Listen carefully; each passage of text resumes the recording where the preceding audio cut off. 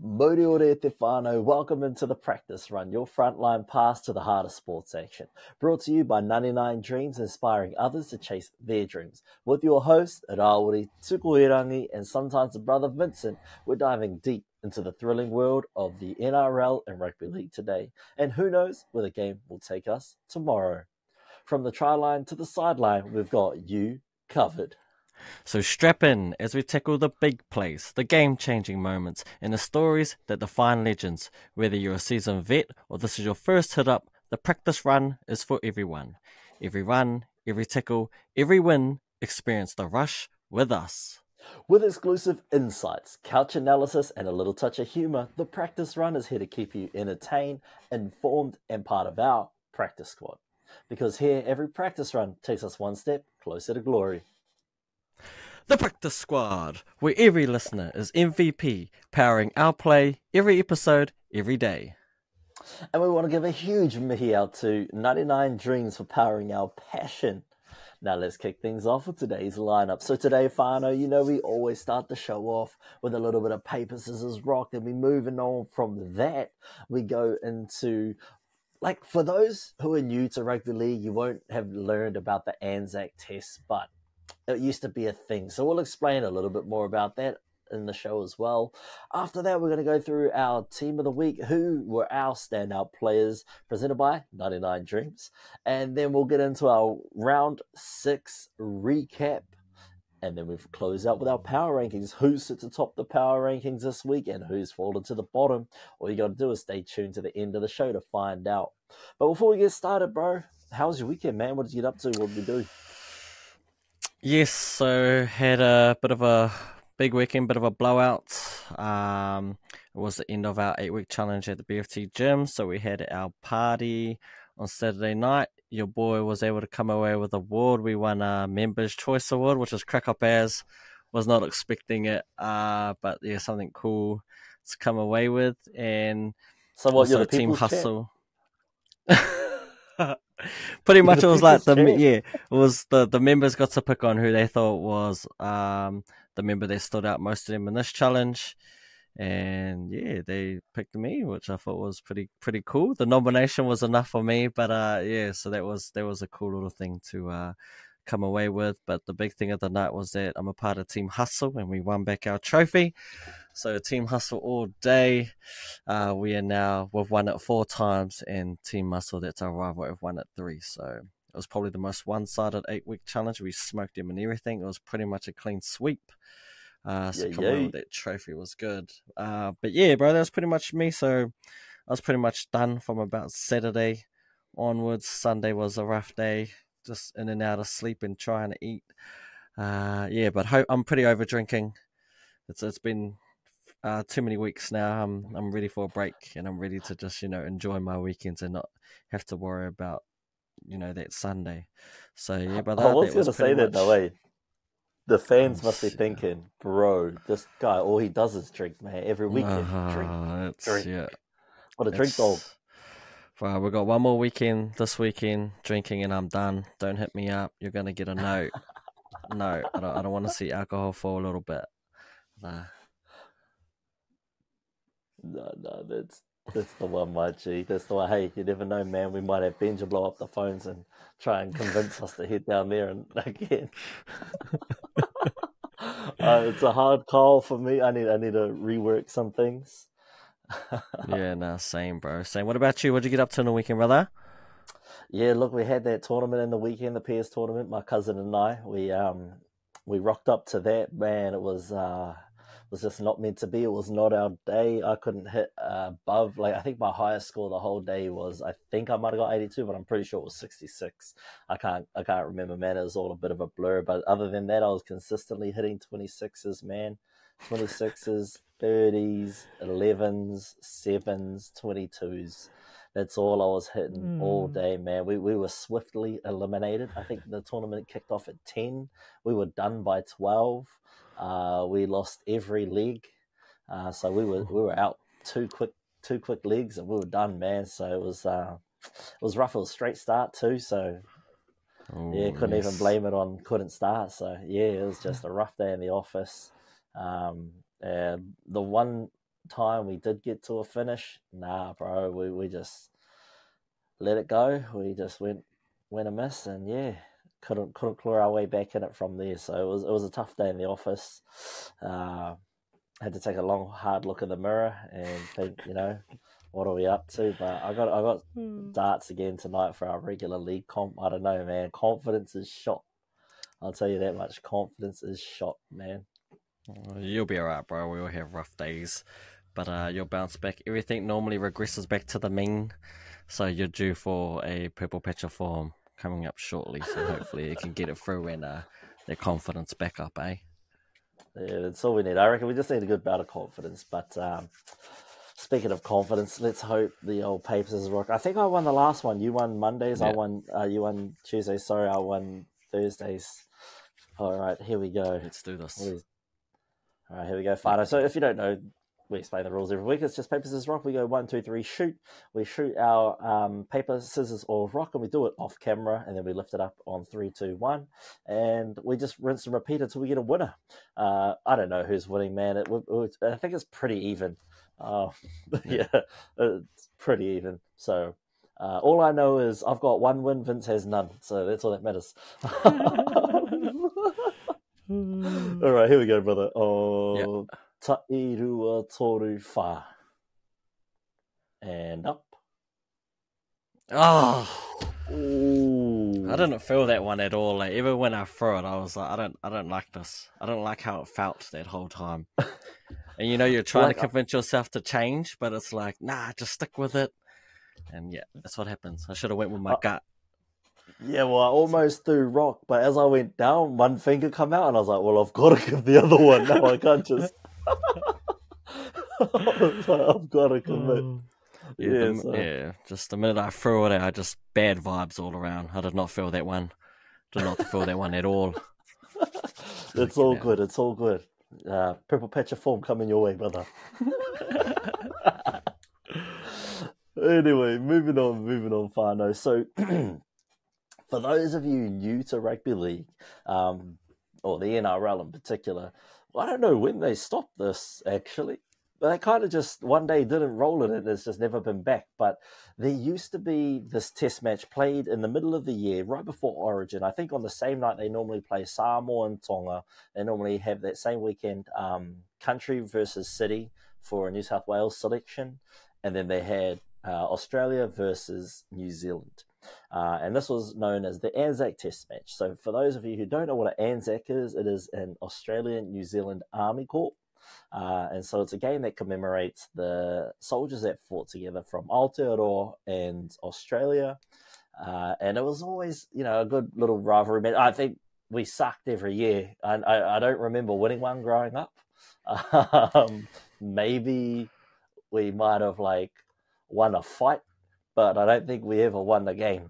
I think the most memorable moment was when Billy Slater, I think he kicked the ball or he passed it, and then Steve Matai just cleaned him out. It was the latest hit you've ever seen in your life, G, but I was like, yeah, let's get it.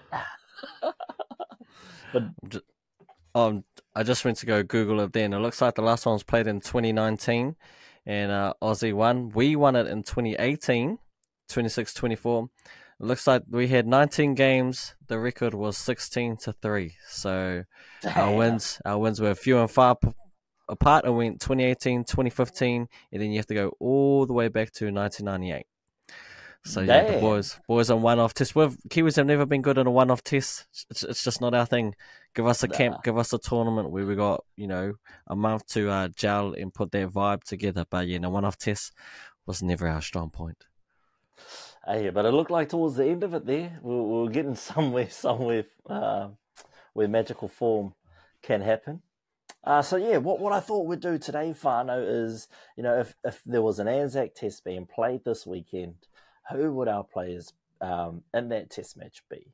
So Tu and I, we got together and we put together a couple of teams. We're going to go and show you each other what our teams would be and the reasons why we picked certain players. So should we go with Australia first? Because it's not our birth country, so there's not a lot of passion behind my picks for Australia. Sorry, Yep, Fano, fair over in enough. Yep, Australia. No, we let's love you, yeah. but you know, We don't care, eh? Kiwis Let's be all day. honest. I can get Kiwis out all of here. day. So why don't you go through your team list? We'll just go to our 18th man, and then I'll go through mine, and we'll just explain the differences, and we'll debate why you pick X player over Y. Yep, fair enough. So in my Aussie team, we're just going to go from 1 through to 18. At fullback, we have the electrifying one, Reece Welsh. I think it's just time. He's just too good. My wingers, I've gone with Dylan Edwards and the Fox. I think Edwards deserves a spot. He was pretty close actually to claiming my number one top over Reece Welsh, but I just went with I just think Reece Welsh's excitement and his ability to make something out. And I think in the centres, I've gone with Valentine Holmes and Turbo. Halves, because Nathan Cleary's out, DCE. Then number 6, I think we both struggled this one. I took the cop-out answer. I just went with Munster. Yes, moving to the forwards in my starting props, we have Jake Travojevic, and I've gone with Paddy Carrigan at 10. I've gone with Ben Hunt as the starting 9, and he'll be partnered up with Harry Grant coming off the bench. Second row, I have Liam Martin and Cam Murray. And number 13, I've gone with Isaiah Yeo. I just think, I talk about it all the time. To me, Paddy Carrigan and Isaiah Yeo are 1A, 1B. Paddy Carrigan's made our team of the week every week. And if he wasn't there, it'd be Isaiah Yeo in the same spot. So, yeah, I've gone with Yeo at 13. Carrigan in the prop, but that's pretty interchangeable. Off the bench, like I said before, Harry Grant at 14. I've got Lindsay Collins and Regis Campbell-Gillard, along with Ruben Cotter. They're going to make up my forwards. And then 18th man, I've gone with Ponga. I'm pretty happy with the team. I think it's a solid team all around. Yeah, that's me, man. That's my Aussie team. Nice. That's a great Aussie side. All right, let me get into mine, and then we'll start debating who's hot and who's not. All right, so we both agree on the fullback here at least, and like you said, it was pretty much 1-on-1 with him and Dylan Edwards. There wasn't any other choice. I mean, shit, James Tedesco ain't even the best fullback on his own team, so of course he ain't making this squad. But anyway, we going at fullback, the electrifying Reece Walsh. On the wings, I've gone for a little bit of a different take. I've gone with informed wingers. I've gone with a centre turned like winger, and it's probably, in my opinion, leading the way for one of the Dally M wingers of the year, Zach Lomax. And on the other wing, I've got Xavier Coates, an amazing leaper, and showed that he knows how to score when the push comes to shove. And the centres, I've gone for combos here. So players that have played with Xavier Coates and Reece Walsh, I've gone with Selwyn Cobbo and Katoni Staggs. I've got Staggs inside Coates, and I've got Cobbo inside Lomax. The halves is where things are a little bit different. I've gone with Daly Cherry Evans. Obviously, like you said, Nathan Cleary is injured, and we've not picked any injured players. The 6, I was going to go with Munster. I thought about Brooks. I also thought about throwing, some rookies to the Lions and going with either Lachlan Galvin or Ethan Strange. Both have been informed players this season and probably two of the best 6s that are in the comp at the moment. But I've settled with Nico Hines. I've just thought, look, let's give him a chance. He doesn't really get a chance at Origin, so we'll just throw him in here and we'll see how he goes. Because, you look around the league, there's not too many other 6s that are in form at the moment. I think maybe you could put in Ezra Mann, but again, I don't know if his play style suits the way this team's made up. Maybe you could put in Mann. I'd actually think about him. Maybe for combos. It'll be a fast-paced, back 5. And then if you put in Ezra, you know what? Let's go with Ezra. We'll put Ezra in at the 6. Updating it as we go. In the props, I've gone with Jake Travojevic and Ruben Cotter. I've got Harry Grant at hooker. And at the second row, I've got Cam Murray and Liam Martin. And at my lock position, I've gone with our team of the week extraordinaire and current captain of the Broncos, Patrick Carrigan, whilst Reynolds is injured. As my super sub, I've gone with Wade Egan. Harry Grant, Wade Egan combo. Switching out there, I think Wade Egan will be able to, bring up that intensity just as much as Harry Grant. And his experience, he's got great vision. Wade, you can see it a lot of the Warriors, and he's half the reason they're so successful. We've also got Lindsay Collins, Victor Radley, and closing out the bench is Isaiah Yolza, with Ben Hunt as the 18th man. So that's my Aussie lineup. And one thing I wanted to ask you, bro, was why Isaiah Yo and put Paddy in the prop position?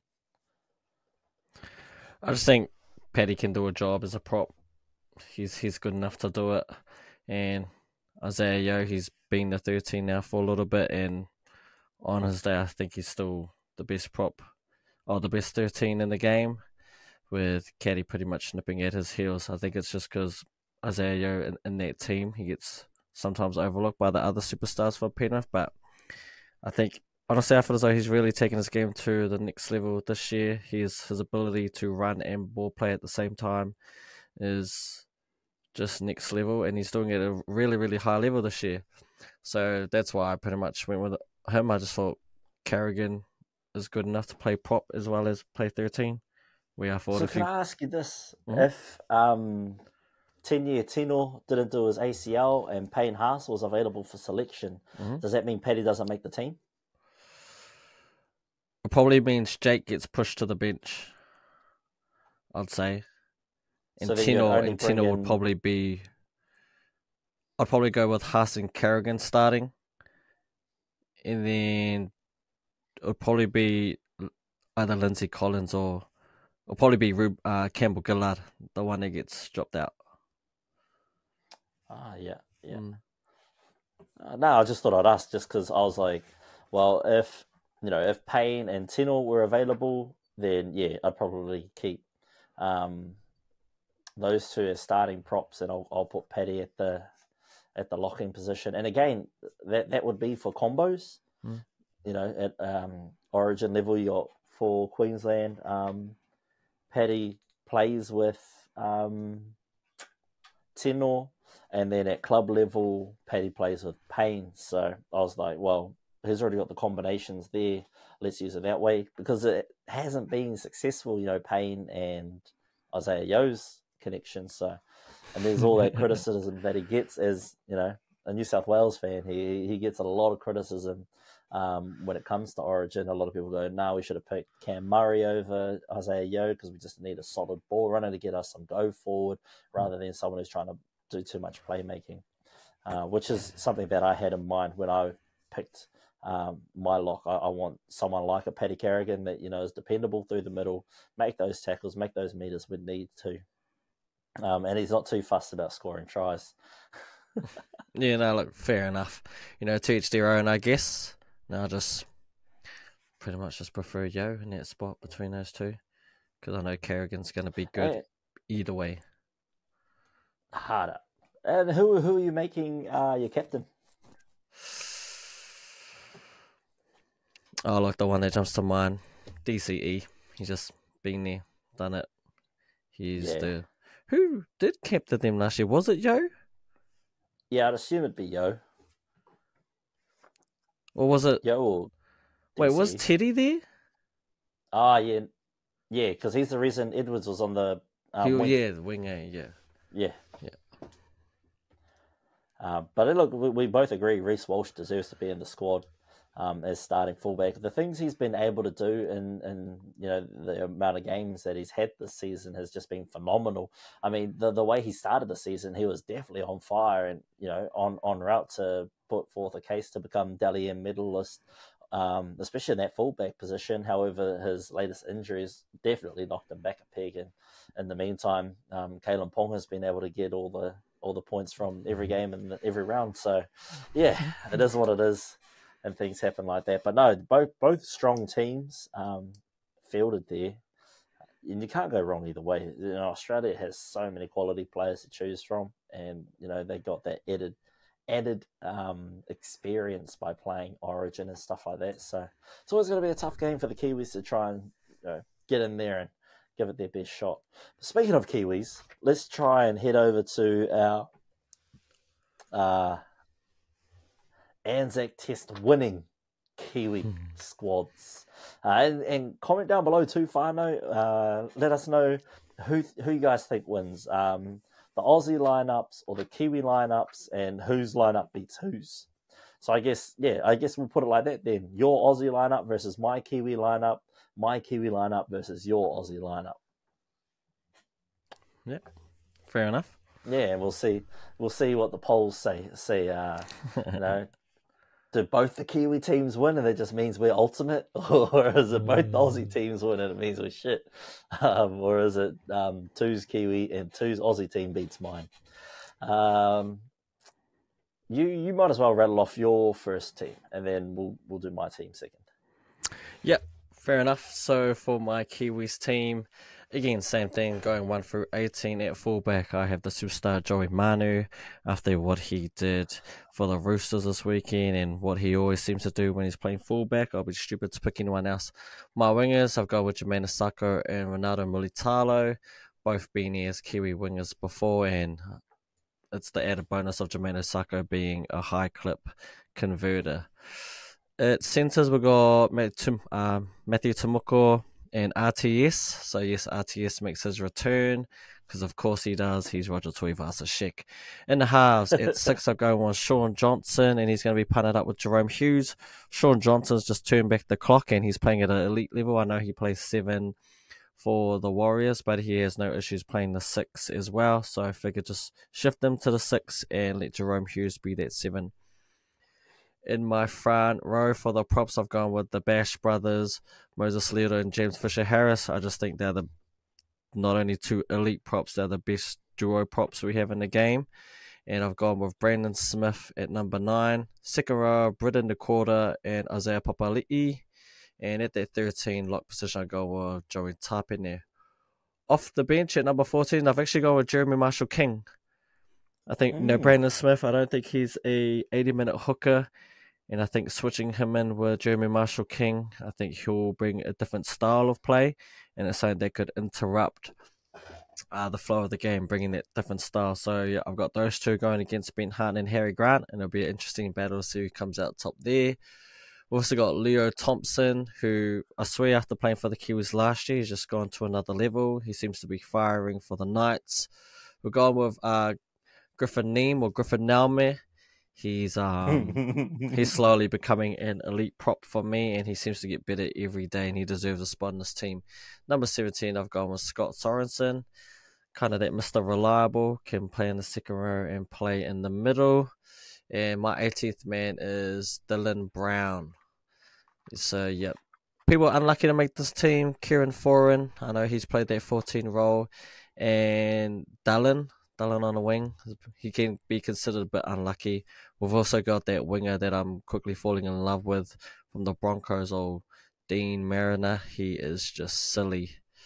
But yeah, that's pretty much my team. Nelson Asafa-Solomona, was he considered? I guess so, but I don't know, he's got issues there at the Storm, so I guess out of sight, out of mind. Hence why he probably didn't crack the team. Marata Niokore, I know he's played centre for us in that second row, but with RTS there, he kind of fills that gap, so there's kind of no need for him there. Yep, that's my team, brother. Who you got?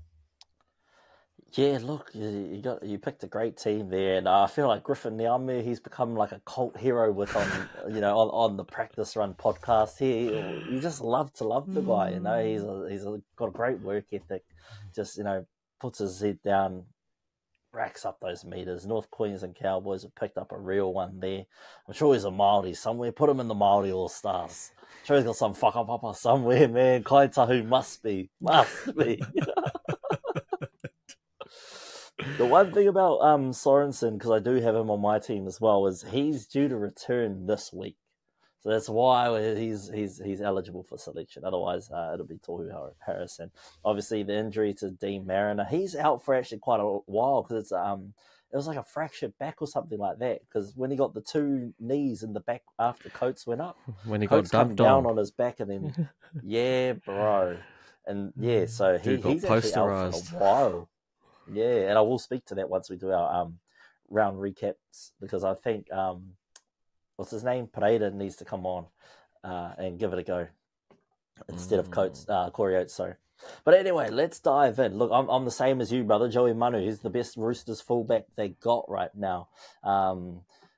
He's way better than Teddy. He has been for the past few years. He's the best centre in the comp, but he's also one of the best fullbacks.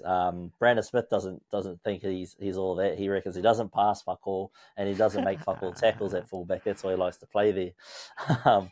On the wings, I have Jermaine Sarko and Ronaldo Mulitalo, just like you do. Jermaine Sarko probably be taking care of the kicking duties for us. We got RTS and Matthew Timoko. Man, how good has Timoko been this season, bro? He's just ramped it up, bro. His hot commodity, man. And he's a part of that Raiders team that are just rolling at the moment. In the halves, I've got Sean Johnson, Jerome Hughes, just as you do. But where it changes for me is in the props. Now, I've based my pickings off of informed props. For me, Moses Leota and James Fisher-Harris haven't... James Fisher-Harris has been injured, so I can't say shit on him. But Moses Leota, without James Fisher-Harris, hasn't been as effective as he is when James is there. So those two have been moved to the bench. I've gone with your bench players, Leo Thompson and the captain, Joey Tapine, in my prop combinations there. I've got Brandon Smith at hooker. In my second row, I've got Britton Nikora and Bronco Jordan Ricky and Scott Sorensen at lock. On my 14th man, just in case, because you never know the way this season's gone, you're bound to get an injury. So I've gone with Kieran Foran. So if we get an injury to, say, Joey Manu, Jermaine Sarko, Foran can come in, Hughes can move to fullback, and you can move those guys around in the centres and stuff like that. He can also sub out for Brandon and play hooker for a little bit, because we've seen him do it last year with the Kiwis. It was just a role that he kind of just had to put his hand up for, because he just got selected in the team, and he's too good of an experienced player not to be out there on the field. So he can do his thing. I've got James Fisher-Harris, so yeah, instead of starting, he'll be on the bench. It's just because, yeah, he's coming off an injury. We haven't seen too much of him. He's obviously a great player, and hey, what better way to have someone as impactful as James Fisher-Harris come off the bench? I've got Griffin Niame, and my 17th spot, I've actually had Isaiah Papali'i, but you know what? It's an Anzac Day test, and let's give the old dog one last run. We're going to bring back Jared Waerea-Hargreaves. We'll put him in there. We might name him to start, but then we'll start him off the bench. We'll just give him one last run in that Kiwis jersey. He deserves the respect, man. It's a spot I'm willing to give up. So, yeah, if you say that Two's Aussie team pumps me, it's okay, man. We've got to respect the old dog. He's put on some performances in that Kiwis jersey. So who knows? He might have one more shit. He might even be able to co-captain with Joey Tapine on his way out. And my 18th man, I've gone with Danny Levi, who I thought could have been a great replacement if, Jeremy Marshall-King wasn't available. Danny Levi's having, a good enough year to sort of make that middle of the year test match with the Kiwis. So, that's my lineup.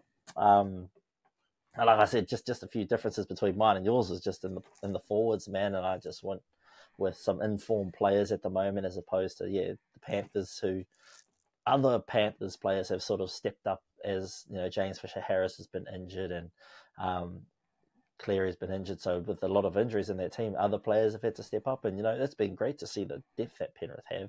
Although at the detriment of my team and other teams, it's been good to see though. But yeah, I think James Fisher-Harris's first game back, wasn't it, against Manly, and they lost? Yeah, I think that's when he was. Yeah, pretty sure that was his first game back. See. All I know is that they've won 3 premierships in a row as the starting prop duo. That's all I know. Oh, 100%. Not saying it's the wrong choice. I've just based my team on form alone. And like you say, we're never that great at these one-off test matches.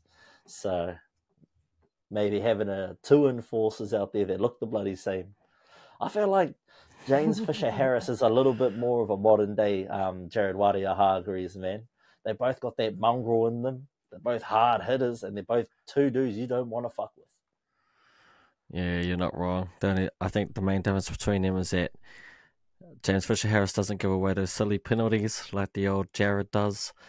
But that's just part and parcel of his game, right? He's going to give you that. He's going to give you his all, and it comes with a few penalties, just is what it is. Yeah, that's why we got Griffin Niamu to clean up some of that mess.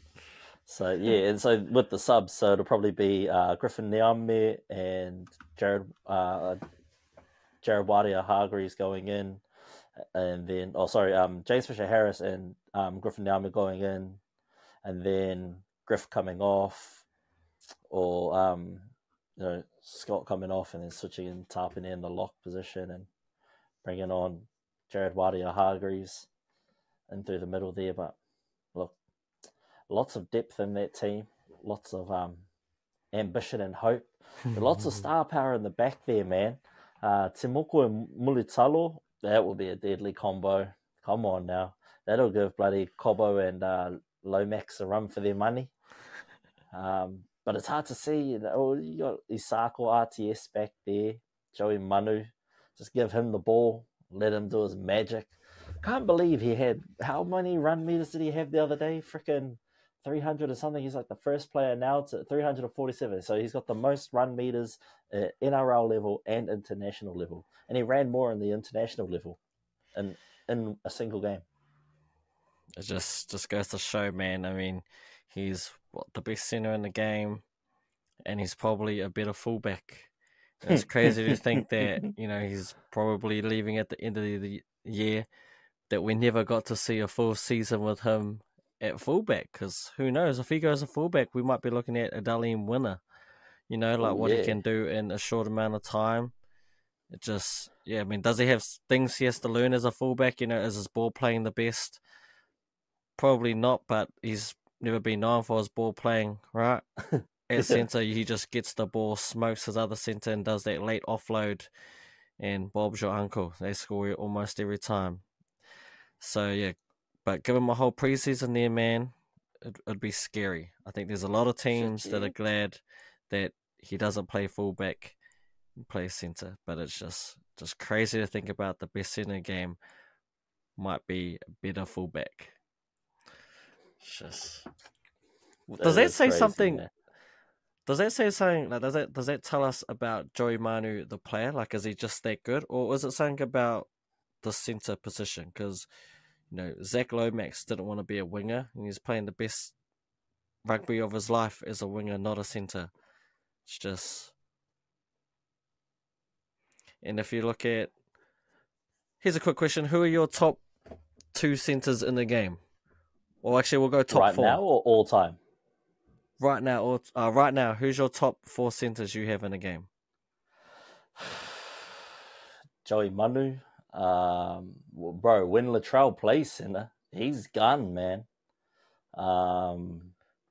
Katodi Staggs is great. This is just not just being biased. Shit. Man, who do I want to put in that other spot then? There's so, because you got like Valentine, you've got Timoko, you got Ramian. Who else have we got in the centres that's fucking up?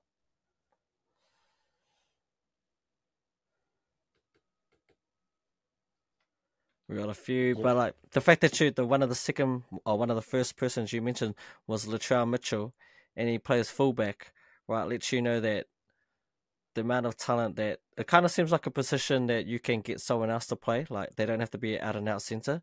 You get someone who plays fullback, and then you can chuck them in centre. Like on the other side, you got Turbo, who plays fullback for Manly. Then when he's in New South Wales, he's always the centre. It's just, it's silly. And now you got all these fullbacks. These centres coming through. Bradman, Best. You got your 2 centres. Herbie Farnworth. It's just silly. Critter, I'd still say he's one of the best, even though we're moving him from one side to the other. He's just solid in what he does.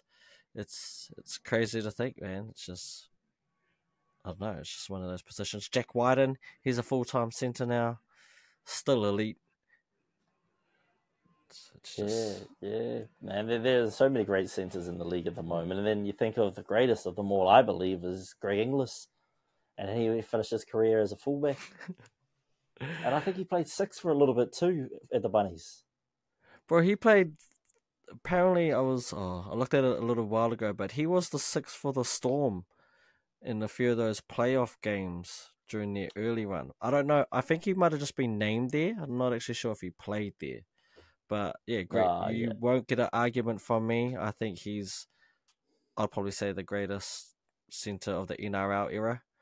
And the fact that he went to fullback and arguably was just as good there. It's crazy. It's just mind blowing. Yeah, and well, look, speaking of centres, speaking of Joey Manu, let's kick things off with the round 7 game 1 Thursday night. We actually wrote this game off last Thursday. We were saying, nah, man, it's probably going to be a bust.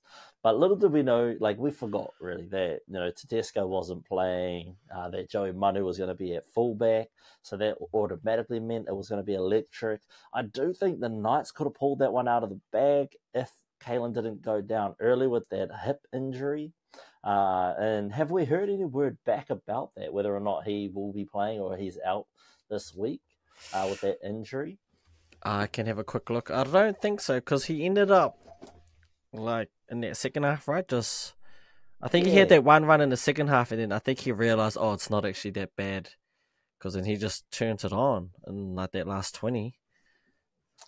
He turned it on, all right, and like the attack really went a little bit stagnant when he was dealing with that injury. However, a standout performer for me from that game was definitely Bradman Best on the night side of the ball. Man, he was doing bits out there. He was just trying to put the team on his back, bro. And hey, man, that bloody frickin' that no try from Dane Gagai cost me my multi, bro. Man, that sucked. That was all I needed. Because it wasn't even for like Knights to win. It was just those two to score a try. But anyway, it was a great game. It's good to see Brandon Smith get on the scoreboard again. He had a great game. Joey Manu had a great game. I think that was the best game Joey Manu's had this season. And there's mumblings around the league that Tedesco is close to concussion early retirement. That was his 10th professional concussion. Although not as severe as some of his other concussions have been, but dude has no tackling form. He's got no technique when he tackles. He kind of just looks at you, dips his head, and gets concussed. I don't know who taught him that, and I don't know who's told him not to do that anymore, but he doesn't have the greatest tackling technique. So, there is rumours that potentially, based off of that last concussion, Tedesco may be close to being medically retired. And it's such a shame to see. But is it what is going on at Roosters? Because they have like a few players that have retired due to medical concussions, and a lot earlier than what you'd expect them to be retiring. Yeah, it's a funny one, eh? And concussions, you can't take it lightly. You just got to take as long as you need to recover. And if it did happen, it would be pretty sad to see. Yeah, he'd join the likes of Boyd Cordner. He retired early because he got too many concussions. And I think Nathan Friend was the same. So those two were co-captains, I believe, of the Roosters during their dominant time and mainstays there. So for those two retire early, it would be sad to see one of the greatest fullbacks of all time have to retire early as well. But, you got to look after numero uno first, I always say. You got to look after yourself and do what's best for you and your whānau. No doubt if he did retire, the Roosters would look after him. But, I don't know. I mean, if you're the Roosters, do you just give him a little bit longer to recover? Because seeing what Manu can do at fullback, you already know what Manu can do at fullback. So why not just, I wouldn't say rush him, unless he's confident he's good to go, then maybe I would. But, I mentioned it last week, how the Roosters seem to do better when they have a few injuries. I actually think I hit up Teraki about it. That when you got a team that's full of that many stars, everyone kind of needs the ball, so a few people get lost in the shuffle, but a few injuries here and there, all of a sudden those ones that are no longer getting the ball, all of a sudden getting the ball, and they can they give you timely reminders of what they can do. Luke Keary, another hell of a game. I'm at the point now where I think they got to get rid of one, whether it be Keary or Walker, because when it's just one of them by themselves, they seem to just go to that next level and they remind us of how great they are.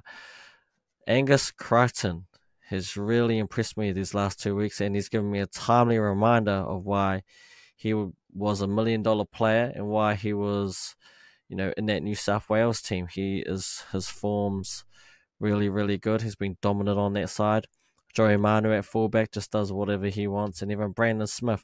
Bro, they had that one play.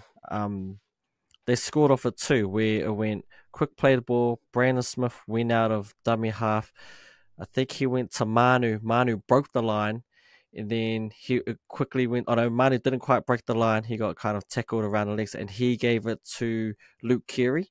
But there's 3 of your spine players working together off a quick play the ball, and they just absolutely tore them. And then it was a simple draw and pass to Victor Radley, and they scored. But those 3, even Victor Radley played great. Yeah, so that spine's really starting to click, and I don't know, man. You got Teddy and Sam Walker going back. I don't know what they should do. It's a tough one for the Roosters. I guess we'll find out if they get named and they take a step back. I think the job's going to come calling because, yeah, it's a tough one. And then looking at the Knights, we talked about a few weeks ago how the halves pairing of Hastings and Cogger, which is what they should have done from the start. And I've noticed a trend lately, and I think it's the reason why they were hesitant to put them together. Those 2 don't really engage the line. Hastings is more of he'll get it and he passes it quickly. He'll just shuffle it, or he'll run across and send someone back under. But rarely do they take on the line. Cogger plays a lot better when he is direct and he engages. And because of it, the defense, they kind of just slide, which means Ponga pretty much has to do it all, right? I mean, you give Ponga half a chance and he'll make it work, or you just give him, just one-on-one and he's going to do right every time. But they kind of need a bit more from their 2 halves. I wasn't too impressed with them over the weekend, so I'll be keeping an eye on that, and they need them to engage the line and to actually look like a running threat. I think that will open them up, but right now they're too heavily reliant on Ponga. I mean, I can see why he's at the top of the Dalian, because that looked like 2 different Knights team. When he was injured and looked like he was going to leave and not come back on, they were terrible. They had nothing in attack. But when he, got that second win, or maybe realised the injury wasn't as bad as originally thought, all of a sudden, they were a whole nother team and so dangerous. So they go about as good as Ponga goes. If he's not on, the Knights probably aren't going to win. And when he's on, they still might not win, but boy, do they look a lot better. They look a lot better when he's fit and firing. Yeah. But that's really all my thoughts on the game. The Roosters got it done. I thought they were going to smoke them by more, but Knights made a game of it towards the end, and we're probably unlucky to come away. I thought they were the better team for their last 20. I thought they were going to do it, put them at the end. Roosters held on. Yeah. Roosters held on, and also congrats to Michael Jennings on his 300th NRL game. Even though the NRL won't recognise it, the Roosters classy enough to do that for him. Let him lead the team out of the tunnel with his whānau, and he also had the engravings on his shirt, the 300th NRL games. Also, fun fact from Clinics in Sports Medicine, the Colorado Medical Society team reckon that you should consider retirement after 3 or more concussions. To be honest, if we want to have a few more conversations around concussions in sport, I do know someone in that research space that we can reach out to and have on the show for a short segment just to talk about concussions and things like that. So that's something we can do in the future for Arno, is have researchers in that medical space talking about concussions. Her expertise currently, though, is in rugby union, looking at adolescent females and the effects of concussions and how often they occur. So yeah, there's different types of concussions, like just being woken up violently by the boys can cause a concussion. Yeah, just a quick shake. So those things, yeah, we can bring people like that onto the show as well. Overall, the stats go the way of... Actually, it was even all the way through. So I'm looking at the attack. The Knights had 198 runs to the Roosters 205. The Roosters had 2,214 run meters to the Knights 2,125.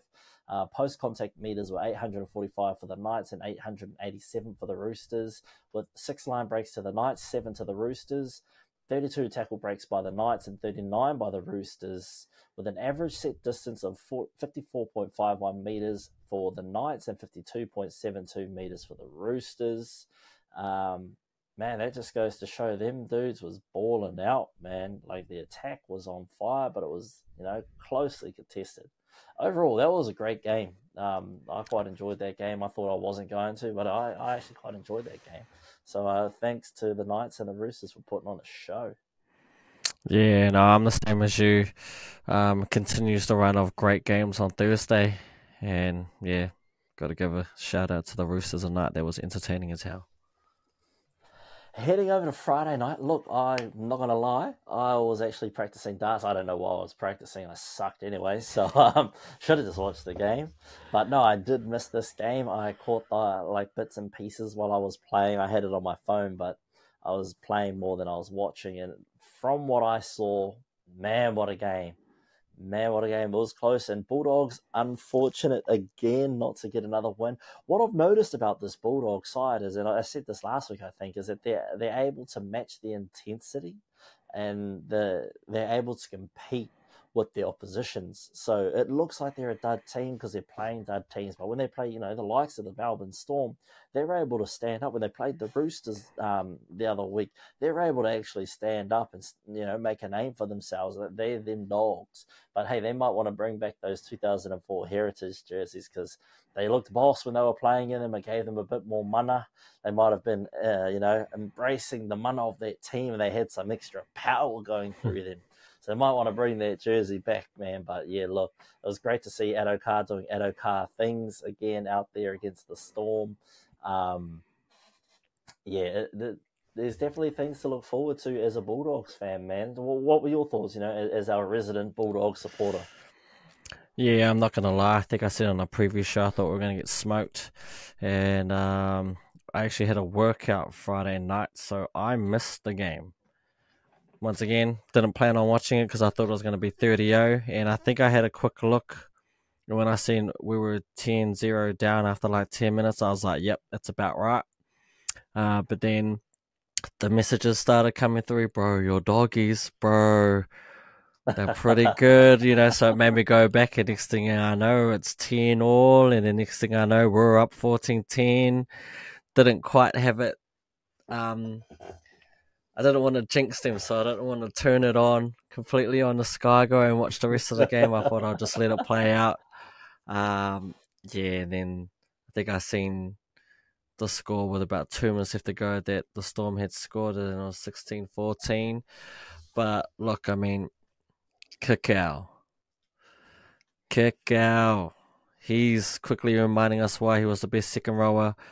All those years at Penrith, he was considered the best second rower along with the likes of David Fafita.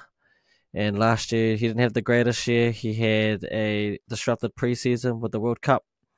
And then he just had injury after injury and a couple bad concussions. Now he's come back full preseason, and he's giving us a reminder why he's the best second rower on the planet. And he's just been absolutely devastating, man. There's a reason why we paid big bucks to get him, and he's proving worth every dollar. Our left side, that's where our strength, everyone knows about our left side. So the fact that they were able to be dominant is really, really good. They shifted. We all thought Critter was going to fullback. I'm actually happy that they didn't. They put Connor Tracy there, and then Critter got shifted to the right side, and it was Bronson Cherry with the second game got shifted to the left. Bronson Cherry is as quick as they come as well. So the fact you've got Bronson Cherry and Addo-Carr on the same side, and from what I heard during all the Bulldogs pages that I'm on, they were talking about that deadly combo. Bronson Cherry with his quick first step, was able to get outside and just give it to Fox to finish it off. I've been talking about it for a number of weeks now, the Drew Hutchison situation. I pretty much wanted him to be our 7, and this is a reminder to be careful of what you ask for, because you might just get it and you might not like how it looks. Pretty much everywhere I read on all the Bulldogs fan page said that he lost us that game.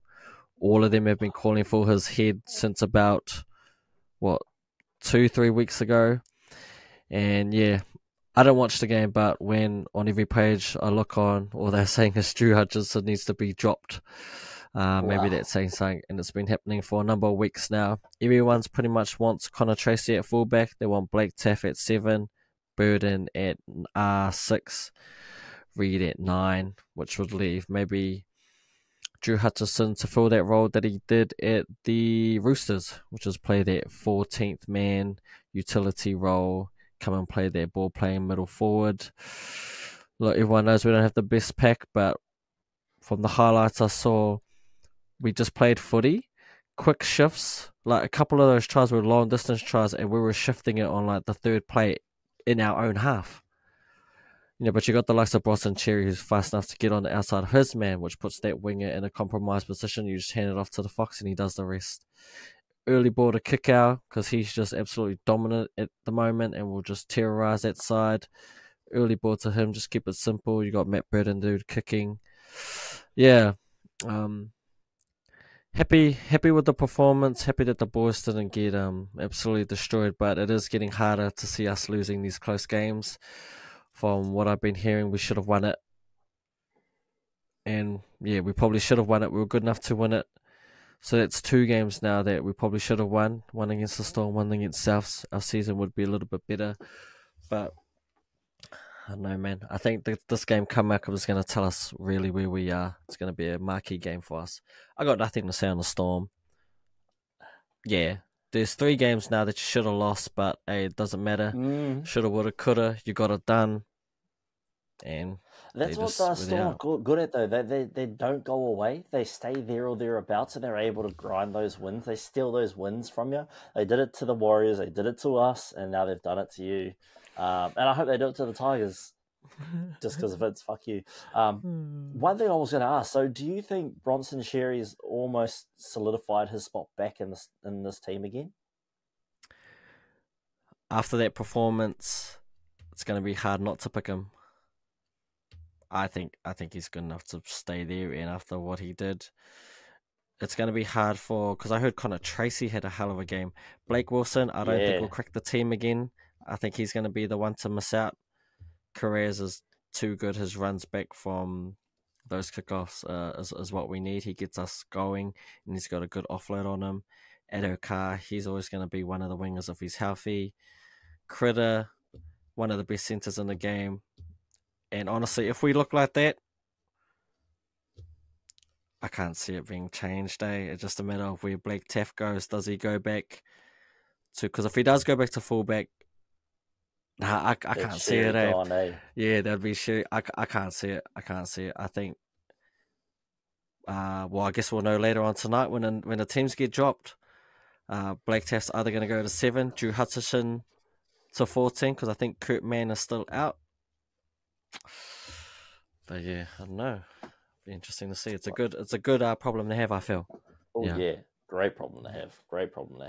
I'll just quickly go over some of the stats as well that we're looking at. So the completion rate might let the Bulldogs down. I know Burton's 2 missed kicks would have changed the game and sealed the deal for them, because Meaney missed one, so that's unfortunate there. But look, same as the Knights and Roosters, you guys are both, all the stats look like they're lined up right in the middle.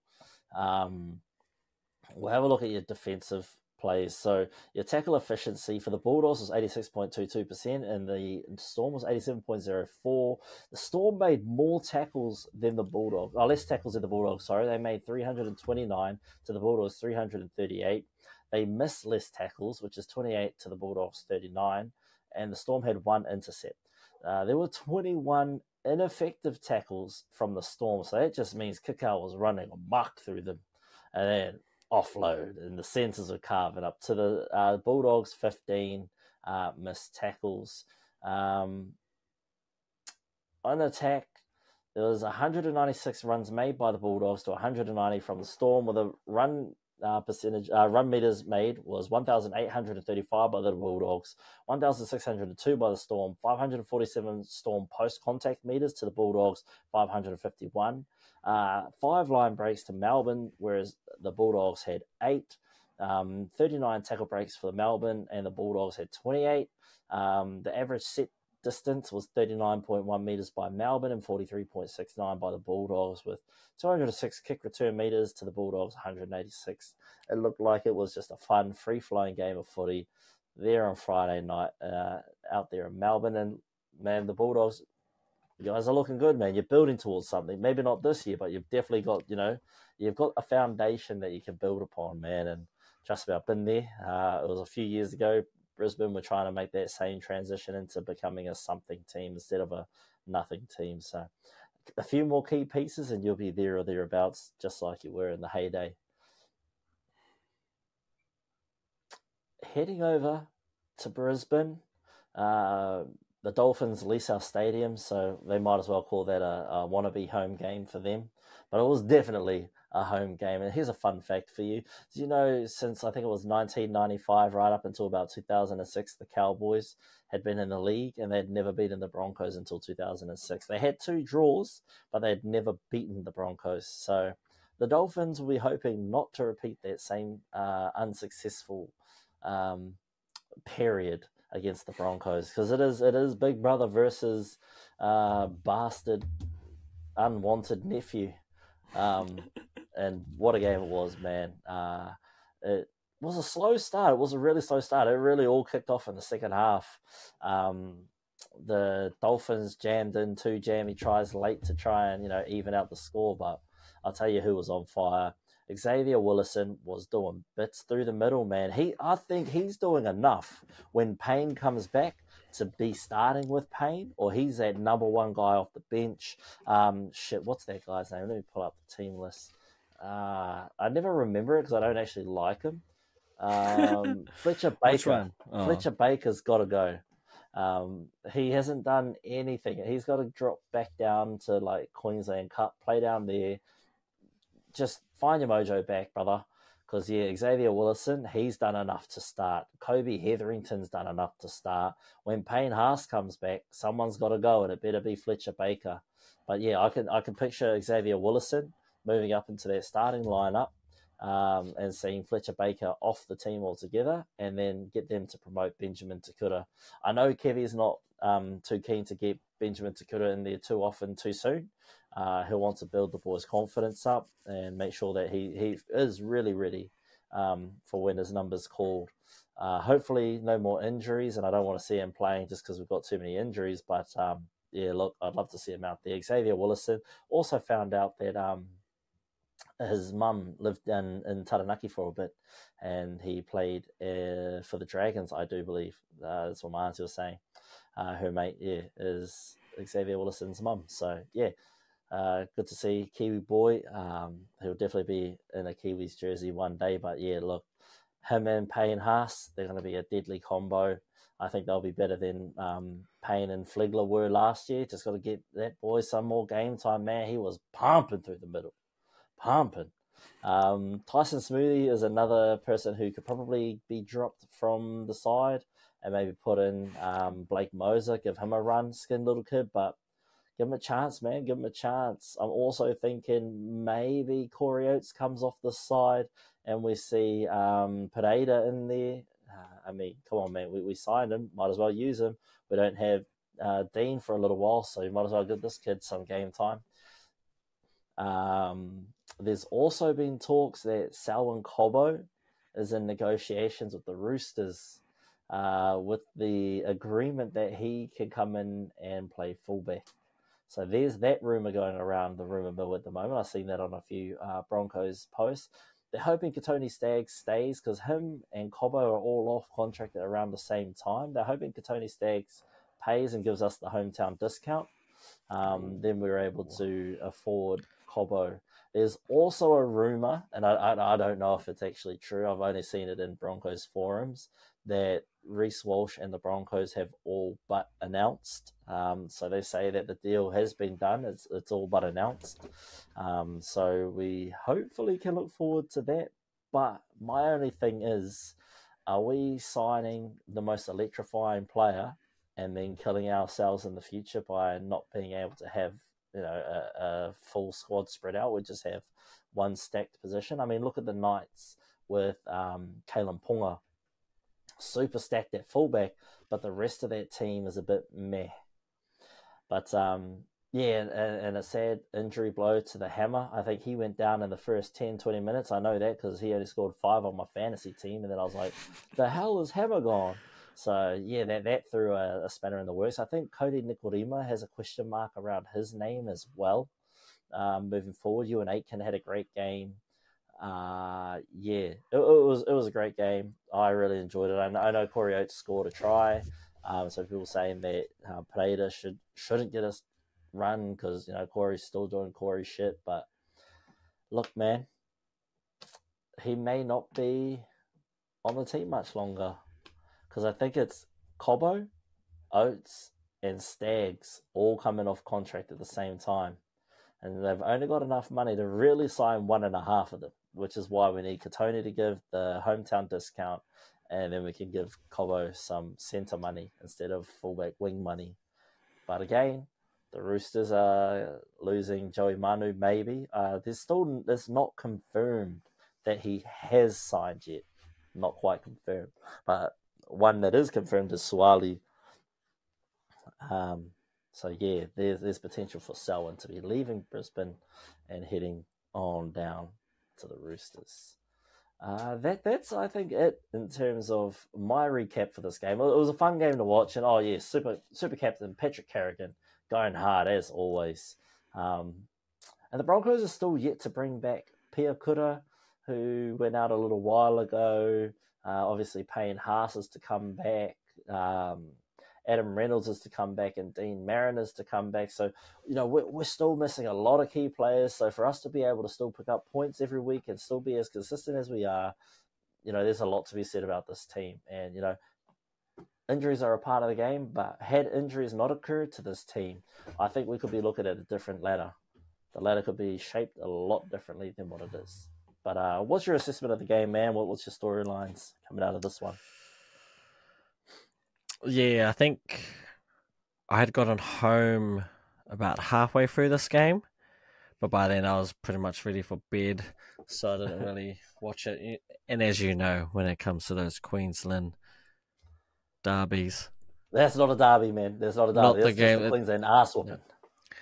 Not a game that moves me. But look, I mean, interesting to hear what's happening with the team between Cobbo and Stags. It's got to be tough. I think I was just on 0 tackle just then, and it looks like they both come off contract next year. Tony Staggs, they reckon's on 700, and it looks like Cobbo, they have him on 650. So, look, I mean, obviously you have to sign Reece Walsh. He's a generational talent. You have him, and then you fill out where everyone is, but he's probably going to be on the mill. You got Payne Haas on the mill, and you've got all these young props coming through. Xavier Willison, Binta Kura. It's going to be hard to keep them all, man. Like, it just is, So someone's going to have to go. Someone's going to have to make way. And if you're losing the Katoni Stags, I think I seen something today, the Dragons. The Dragons could be looking at him. Katoni Stags. Cobbo.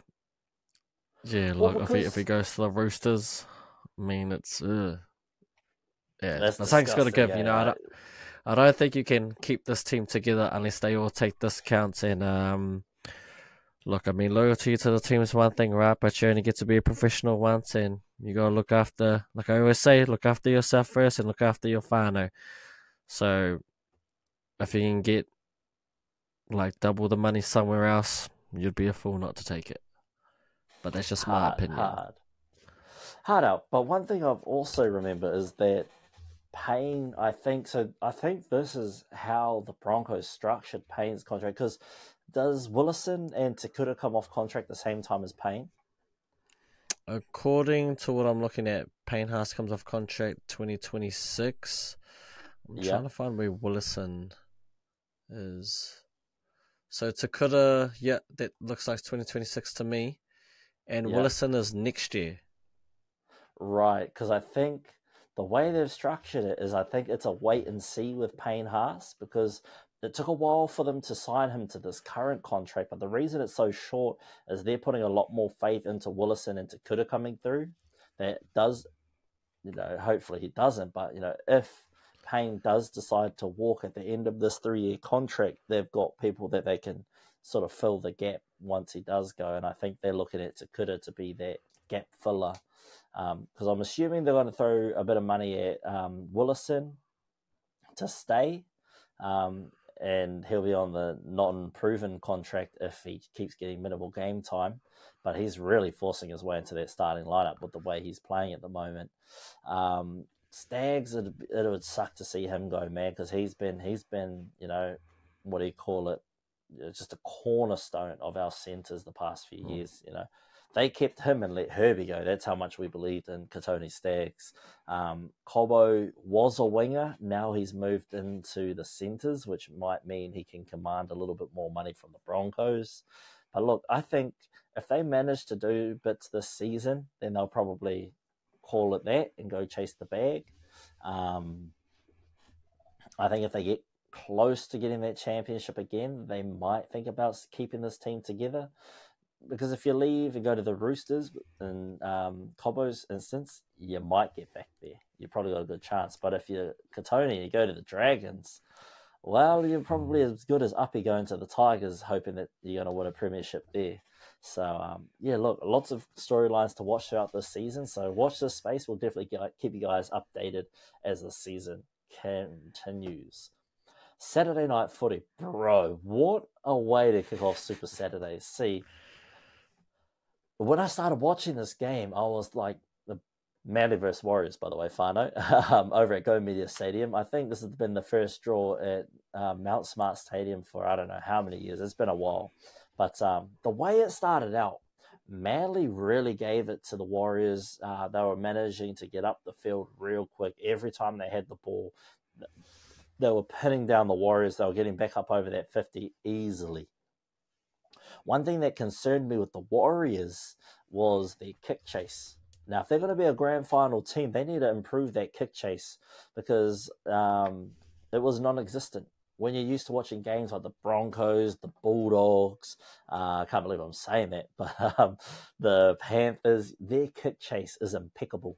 They keep you pinned down your end. The Warriors, they let you run about 10, 15 meters before there's anyone near you to try and wrap you up. I don't know if it was just the wet weather, but yeah, it wasn't impressive. And if there's something that the Warriors need to work on in the coming weeks, it was definitely that.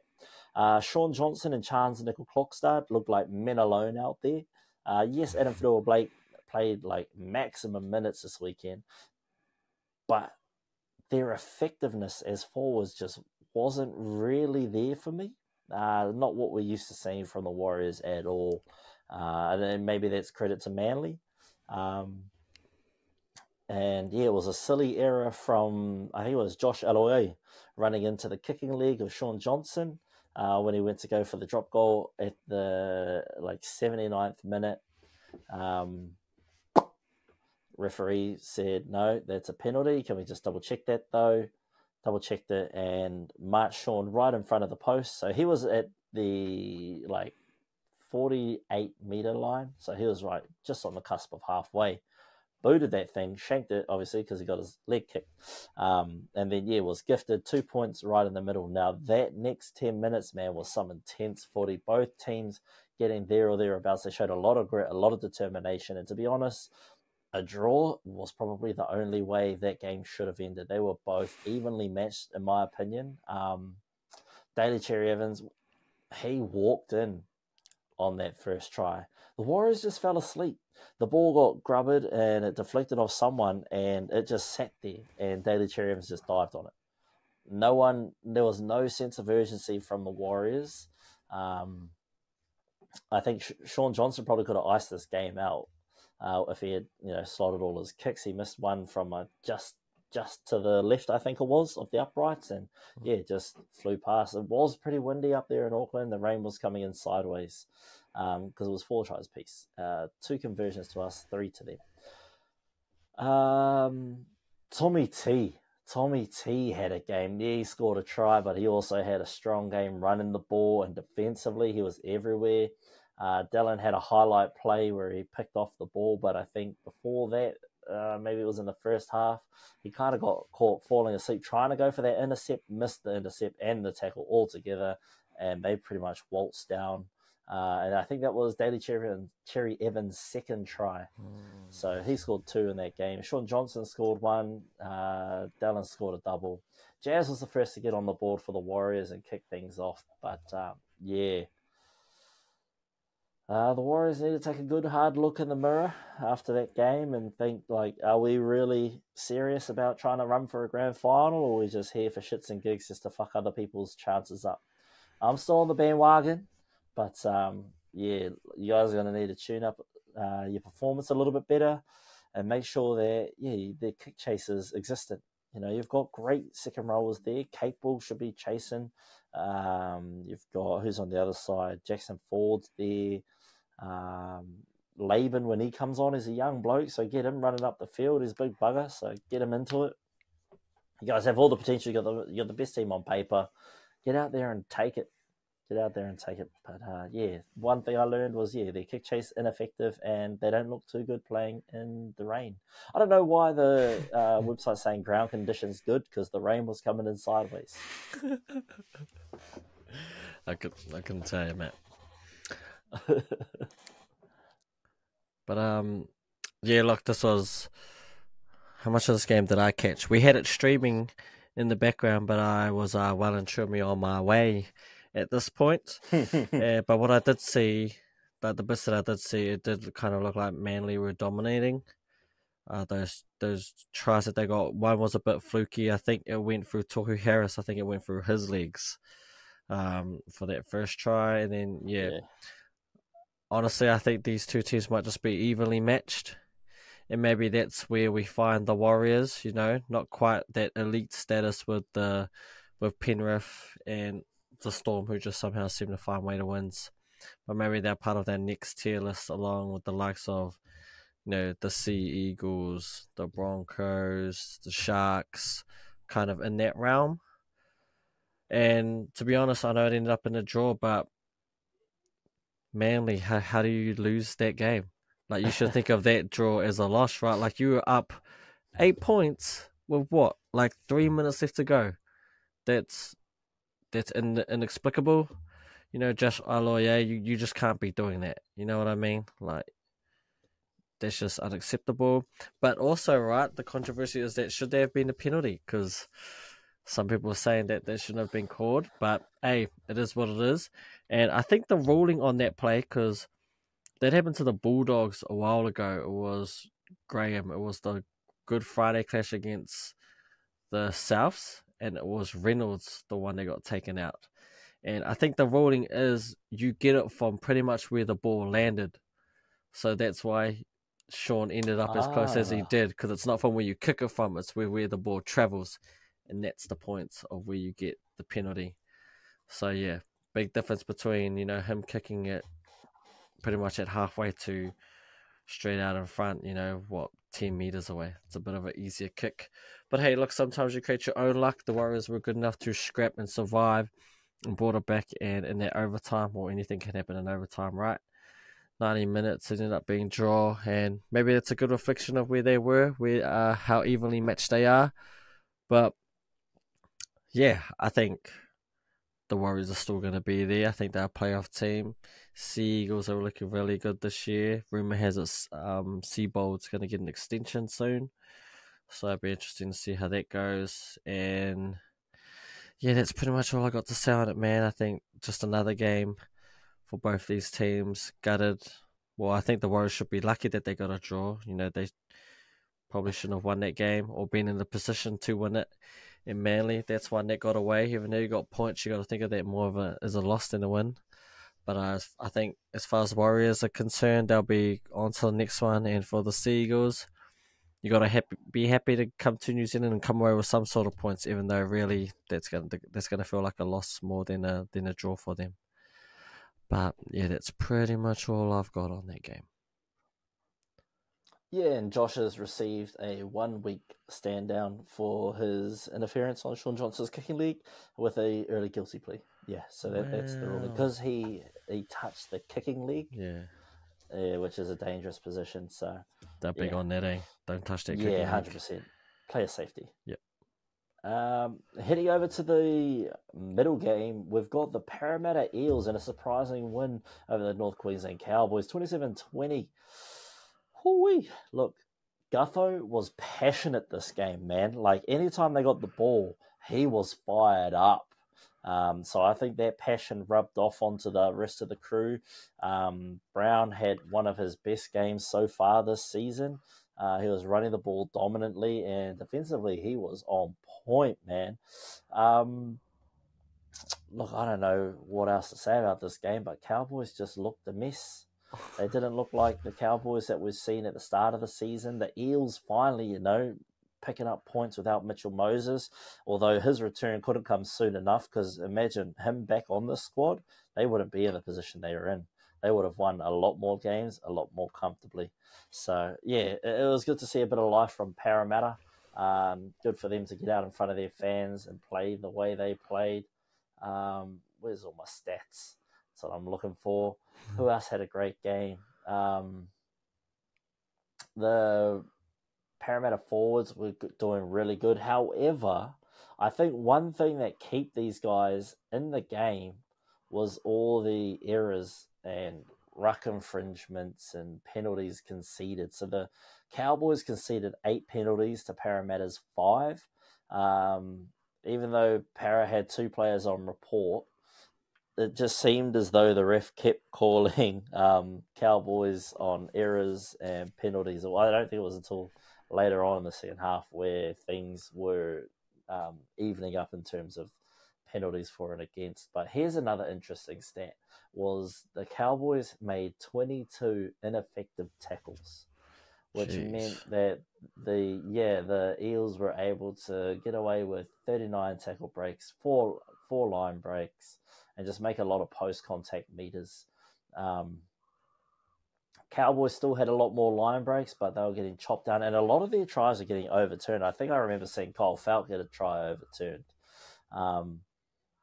So yeah, it was kind of an unlucky day, as well as it was just a tough matchup. And unfortunately for Blaze Talangi, Dejan Asi played pretty well, so I don't think we'll see him back in the halves again, but he'll be probably back in for injury cover in the centres if Morgan or Will go down, or any of the wingers.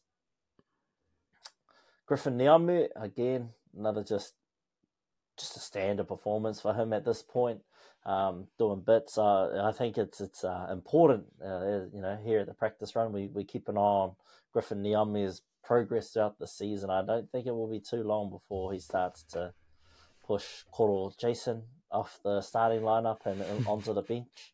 I think Koro's just out there based off of his name at the moment, and Griffin Niamu, he's hot on his tail.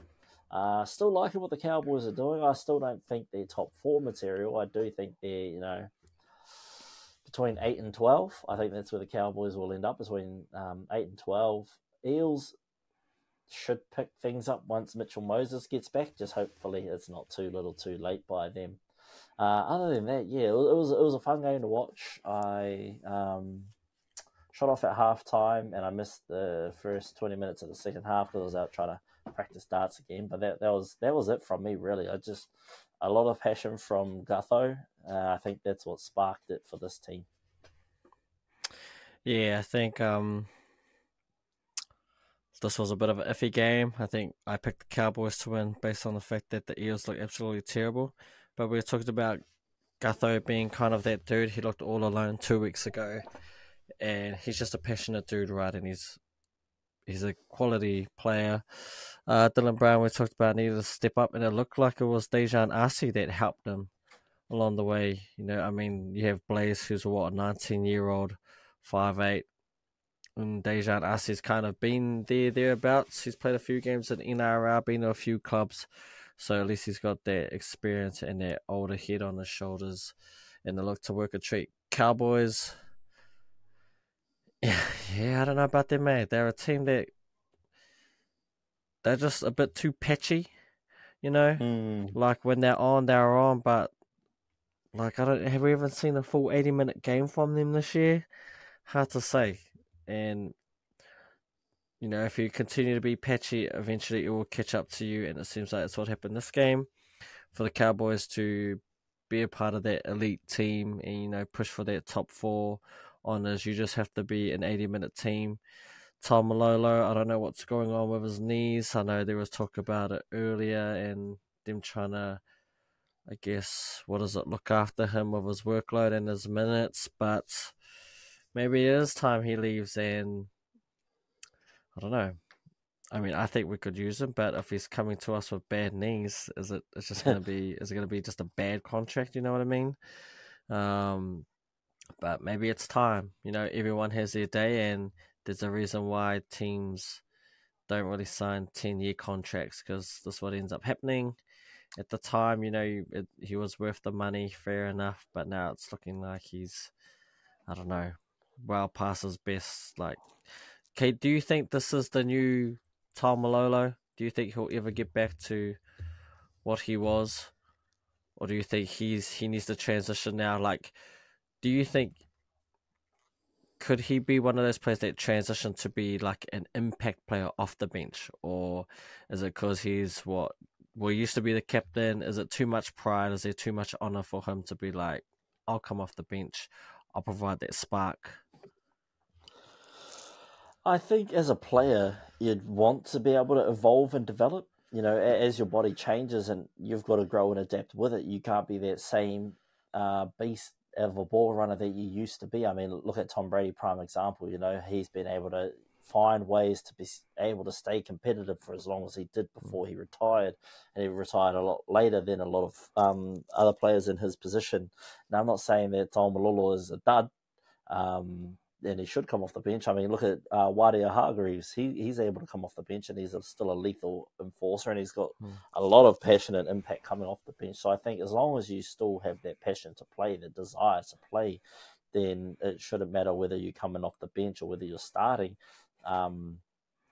Maybe shake it up. Sometimes start off the bench. Maybe sometimes start on the field. It's just how can he adapt to be a modern day forward in this current lineup? What can he do? He's not a young bull anymore. He's a bit older, so can he use that veteran awareness to be a better ball player instead of just a straight up the gut runner now? Can he find ways to run decoy runs a bit more often so he's not being used in every hit up? Just finding ways to impact the ball a bit more. Who was a great example of someone who's transitioned well in the later careers? I'm trying to think.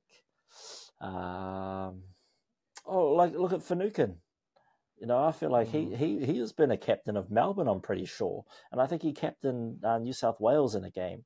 So he's transitioned off the bench pretty well. So not everyone can be sail off into the sunset, never being a bench player like Paul Gallen and stuff like that. So you got to adapt to what you've got, and you got to maximize the most you can out of your body whilst preserving as much of it for retirement, because you don't want to be that guy that's retired, 35 years old, can't bend down to pick up his kids. You got to look after the body as well. So Jason, he's still got it, but yeah, I think he just needs to learn to adapt to his new body. Yeah, no, fair enough. And look, I do have to give props to the Eels for finally getting a win after 2 rough weeks. And maybe this is just the start of, to get them going. But yeah, look, again, at this point of the night, I was well and truly gone, so I don't really have too much to talk about. But good on the Eels for getting the job done. Cowboys, get your shit together, man. Stop being such a patchy team, because when they're on, they are on. But when they're off, they are off, and it's costing them. You need to win Back-to-back games in losses this now, league, for the you need a. Cowboys. I think so, and it's you got to put those. Oh no, they beat the Titans last week, and Yeah, it yeah. Just was though, then I they lost remember to it the wasn't a Broncos comfortable the win. week. Yeah. Again, patchy because they went out to like their early lead, and then the Titans had like this 10-15 minute period where they just put it on, and Yeah, it ended up being a close game. And then Kyle Falk got the intercept, which kind of sealed it. But yeah, look, it's what happens when you don't put 80 minutes together, man. You get these tight games that maybe you should be winning. But yeah, that's what it is. it is what it is, and I'll tell you what it is. What it is Jai Gray.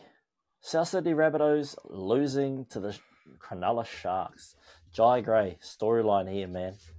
These bunnies actually had life in them Saturday night. This is the main event, and I thought this would be a shit game. Sharks should punt them. However, it wasn't like that. Like, yeah, the Sharks are able to score early, but the bunnies answered right back. So when the Sharks, Mulitalo, he just went off. He's a cheat code at the moment, man. He is either scoring tries, setting up tries, or he's just there or thereabouts, man. Him and Lomax, two of the best wingers in the comp right now. Can't even second guess it. They're two of the best wingers in the comp. But yeah, Bunnies struck back and they stayed in the fight. Then Tague Wilton scored a try. Then Mulitalo scored a try. And it looked like, oh yeah, this is it for the Bunnies. It did in the water, but the Bunnies played with a one-man bench for I don't know how long in that game because what's his name went down. Where is it? Where is the play-by-play? We'll go all the way back to the start because their winger did his collarbone. I think it's broken. Not my winger. The rookie. The one that Cheekham? Oh, nah. I was talking about Tyrone Munro. Yeah, I think it's him. Oh. Yeah, let me have a look. Yeah, Tyrone Munro. Oh, no. How long did he last? For a while. So Tavita Tatula was the first. And yeah, that was a big talking point. Shaq having to play a lot of minutes for the first time in a few games. And then Tyrone Munro comes off. And Tom Burgess came off for a break. So he was the only person on their bench that was all goods. Yeah, because Tyrone Munro's your guy, eh? Yeah. Yeah, he came off in the 18th minute. God damn it. And then where's our next one? Yeah, Jai Gray comes off for HIA.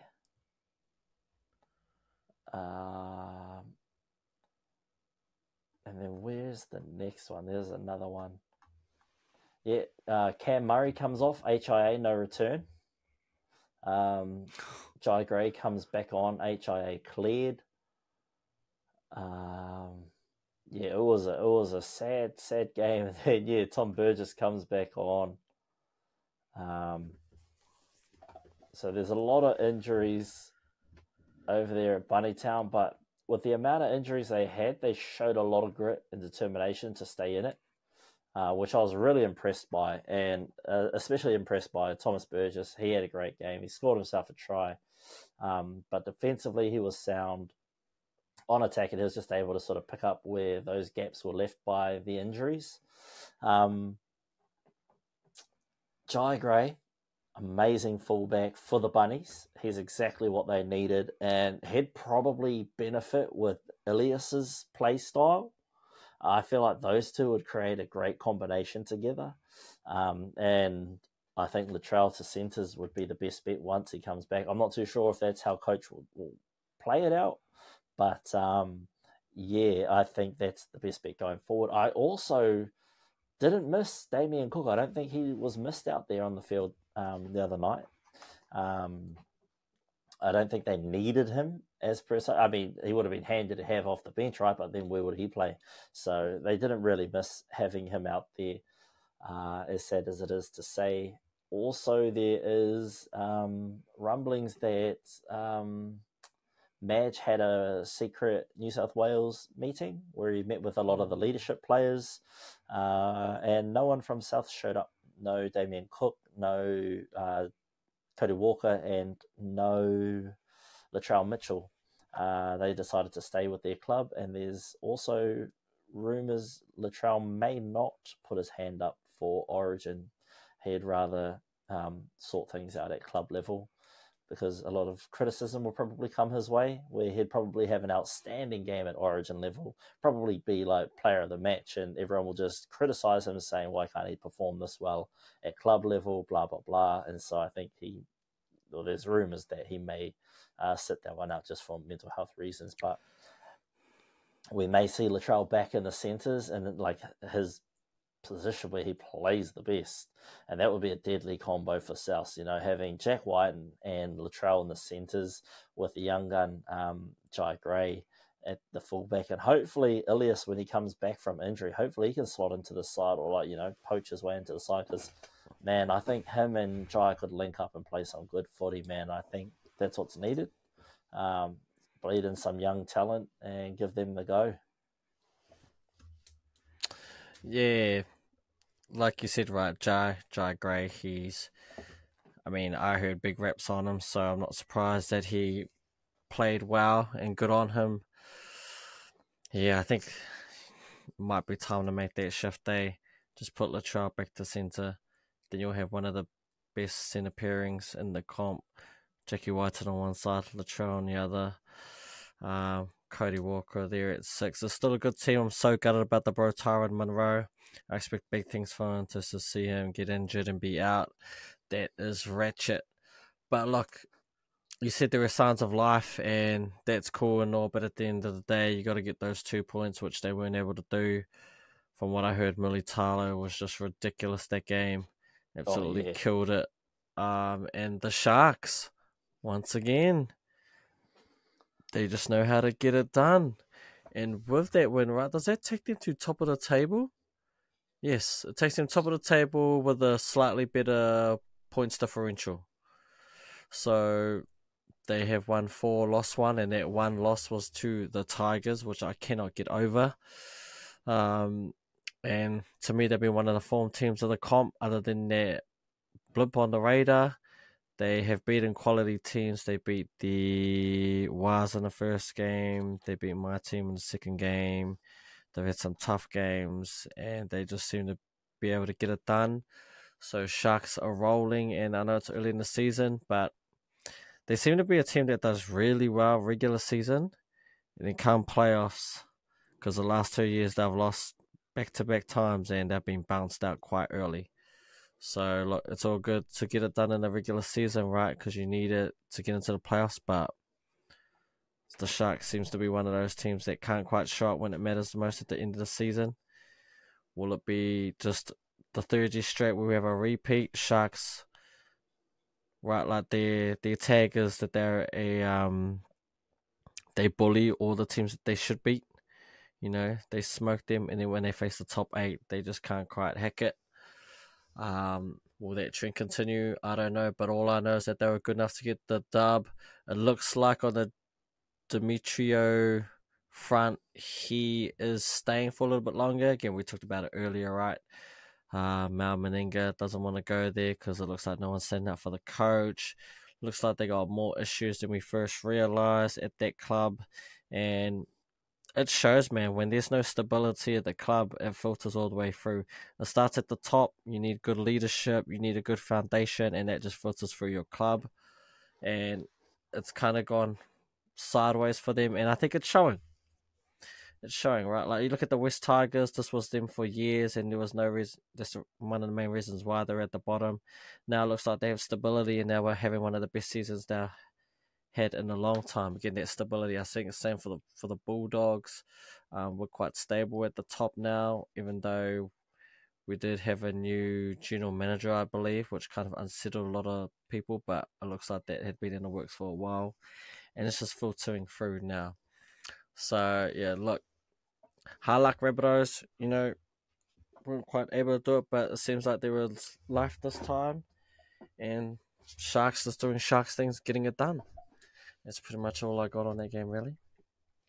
Yeah, and the Bunnies will be welcoming the bye round this week with their injuries. And like I said, with Tyrone Munro, we're just waiting to hear back from the scans, which should be out. I just can't find it at the moment. But yeah, they're just waiting to see if he has broken that collarbone again. Cam Murray should return because it was HIA, so he should return by the time the Bunnies kick back off next week. So he'll be having a break this weekend and should be back in next week. So yeah, the Bunnies, bet you they can't wait for this bye to come. Heading over to Sunday, the Dragons versus the Tigers. So this is a game that I had no idea who to pick, and I am glad I picked the Tigers because you know what I said? Whenever I don't pick the Dragons, they win. So I picked the Tigers. You're welcome, Dragons fans. It's always good to see. So we'll see if this theory works again next week. I don't know who they got, but we'll see if that theory works again next week. Who are they playing? Let's have a quick gaze. Oh, they're playing the Warriors. Oh, well, mate, and then I have to pick the Warriors. So then if hey, Dragons fans, if you do it, thank me. Yeah, look, Lomax had a bloody game on Sunday, man. He was everywhere. Kick chase, when they were putting up kicks close to the goal line, he was there batting the ball backwards. It wasn't coming off every time, but bro, he was always there when the ball went up. He's under it.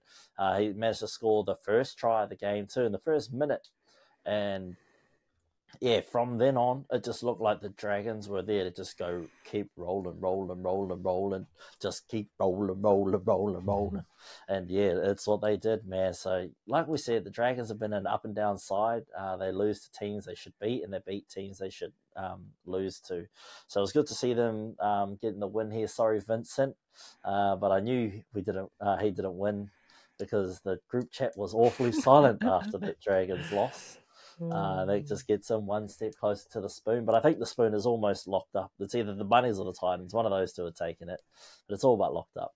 What else did I enjoy about this game, man? I want to get to one of these games. It looked like a great environment down there at Campbelltown Sports Stadium. Attendance was 17,000, but man, it looked like lots of fun. The fans were getting amongst it. The players look like they had good fun out there. I'm liking what I'm seeing from the Dragons. Like with the Bulldogs, both of these teams have potential. I think the scoreline could have went the opposite way had Lachlan Galvin been playing. He just offers something different. You're not going to get that from, what's his name, Jaden Sullivan. Lachlan Galvin, man, he's a dog. He's a ball runner. He's got ice in his veins. He reminds me of like the 5'8" version of Reece Walsh. Makes a mistake, doesn't care. He'll run that same shit again and just keep it going until it works.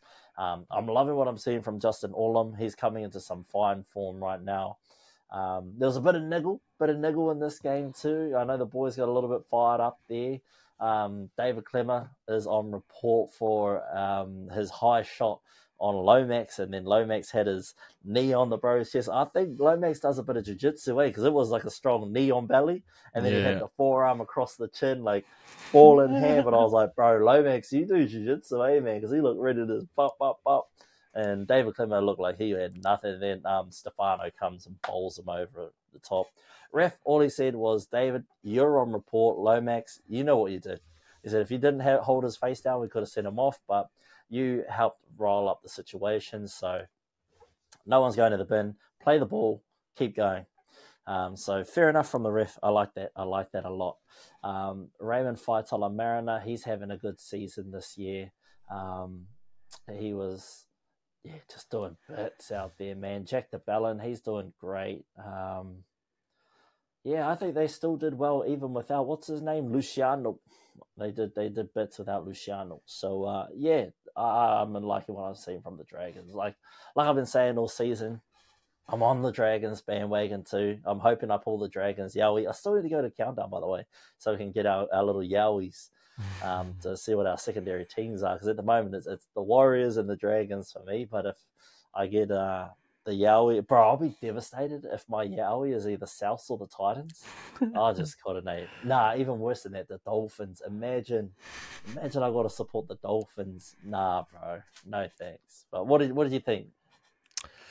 Um, yeah, I was well and truly hungover for these games on the Sunday, but I think I tuned in a little bit. Muskego was playing up though. I keep getting like the buffer thing, so it was just I think I lasted like 10 minutes. I just keep stopping and then keep going, so I just gave up. But from what I watched, looked pretty evenly poised at that point. I think these two teams probably where we think they were gonna be. Not quite in that playoff hunt. I think they've both been better than what we thought they were, right? We had this pinned as the battle for the wooden spoon, and I think they've shown enough to not be in that conversation, and deservedly so.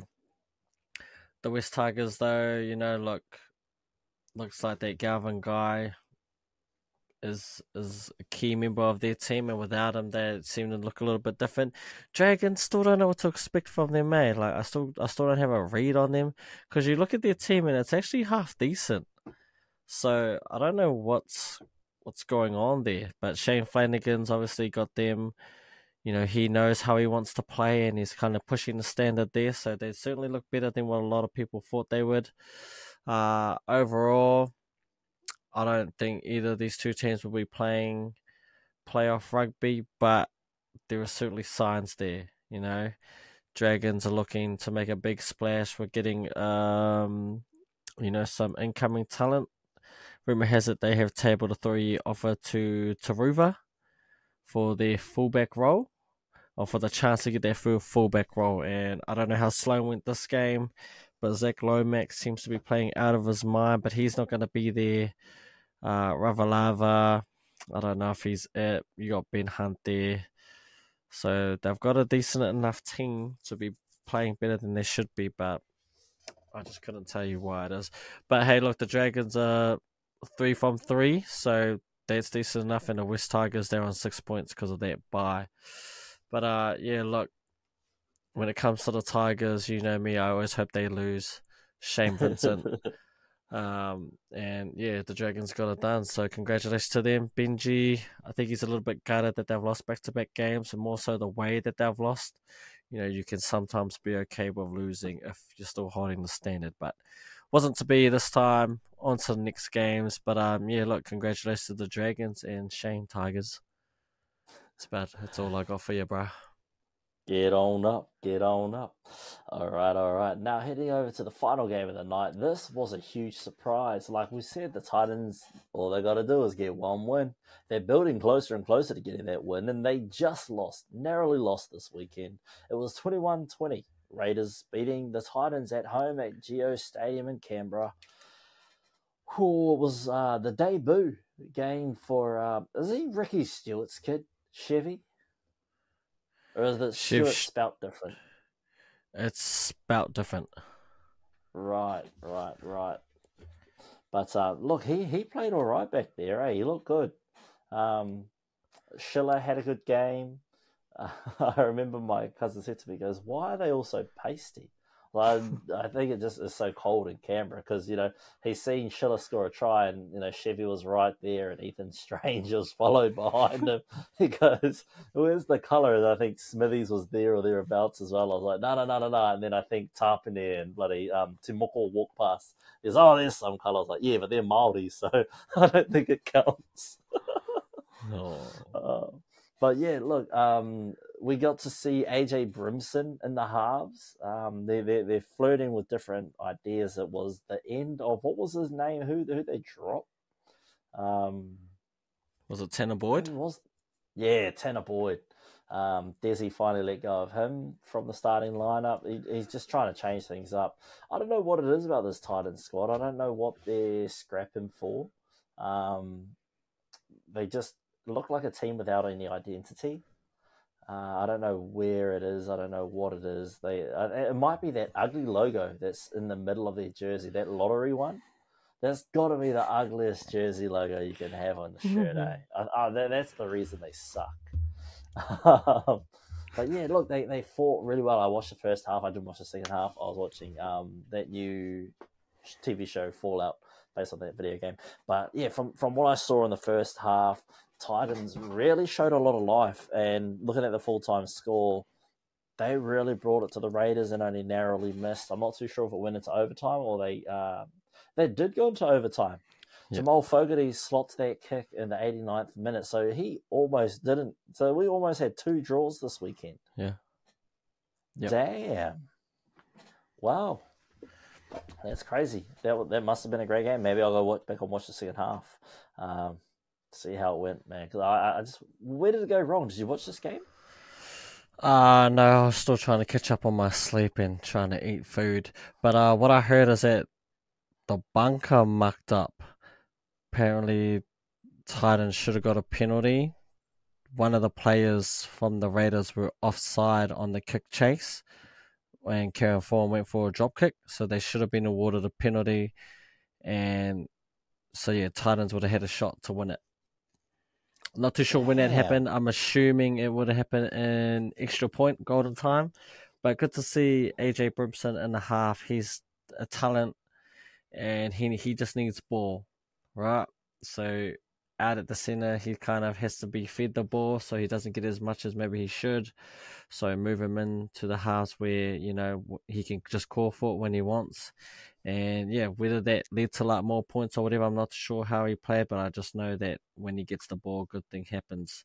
And I think, yeah, with him, Foran, Jaden Campbell, and I don't know if it was Verrills or Clark that started at hooker, that just sounds better as a unit.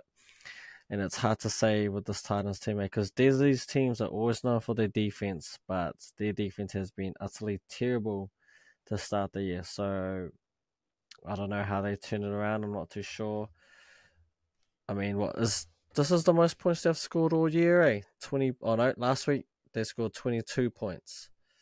And you would kind of expect that 20 points should be enough to win you an NRL game, or should put you in the frame to, but when you're constantly giving up 30 points, you know, it's just not good enough. So unfortunately for them, you know, they are at the bottom of the table. I know them and Titans, you know, it's just the Titans have a better for and against as opposed to the Rabbitohs, but the Titans have also had that bye, so that's the only way they've scored points or points on the table this year is on that bye, and they've had 5 games, 5 losses. The last 2 weeks were slightly better, but those first 3 weeks were just awful, absolutely destroyed. And yeah, look, I don't know where you go from here, but I'd say having AJ Brimson in the halves is a start. And also got to give credit to the Raiders, right? You know, it doesn't matter how you win, you just get the job done, and that's what they were able to do, get the job done. I think it seems like they probably underestimated the Titans team a little bit, just assumed they would roll over. But in an NRL game, anyone can beat you on their day, so you still have to show up. And we got to talk about Jamal Fogarty for a second, because it seems like he's gone to that next level with Jack White not there. You know, he is the dominant half now, and he's playing like it. Chevy Stewart, the fullback, he's one that they have really, really high reps on. I think I talked about him a little bit last week.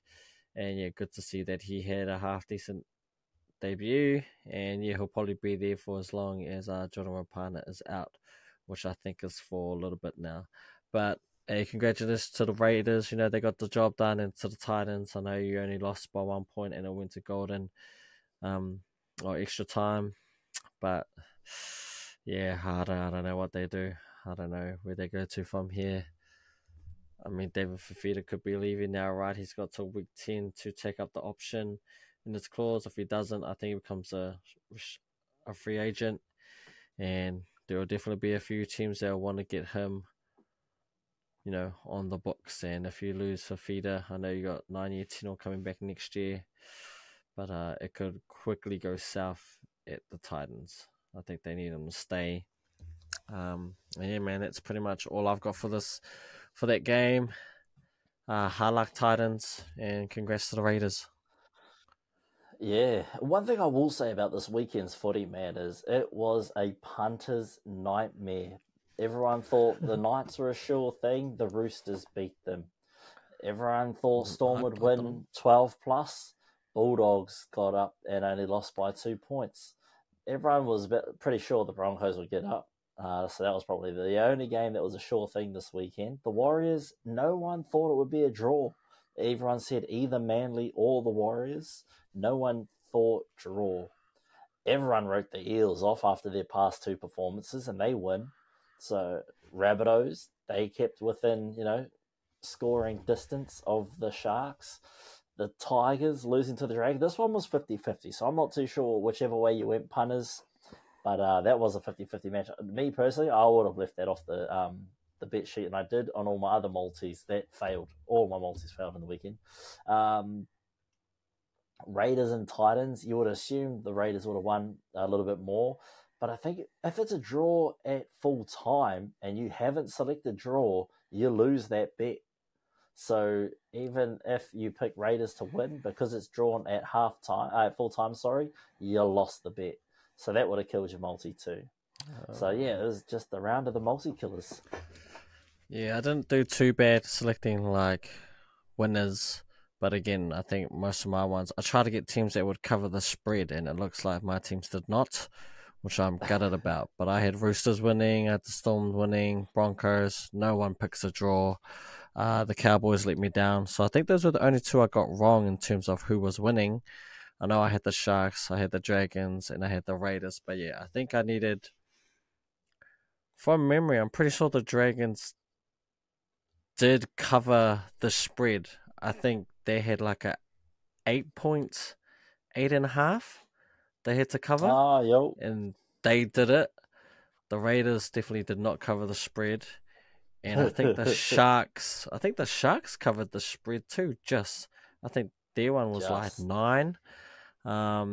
So yeah, I seem to be, my consistency is getting better with picking winners, but it's just the over-unders and covering on the spread that I'm not good at, and those is what's killing my multi. But hey, look, I'll take, what did I get? 1, 2, 3, 4, 5, 6 out of 8. Not bad. I'll take it for head-to-head, but yeah. On the show, I picked the Roosters to win, but because I picked my multi before the show and before we got in about Joey Manu being fullback, oh yeah, that's right. When I backflipped with my bet, but because I did the bet before the show, so yeah. Look, it's a whole thing. I know it is what it is, and that was all. This was also the first week where I picked all the favorites. I picked none of the underdogs to win, and this was the week my multi fucked up. Where every other week I pick all the fucking random opportunities, and it fucks up.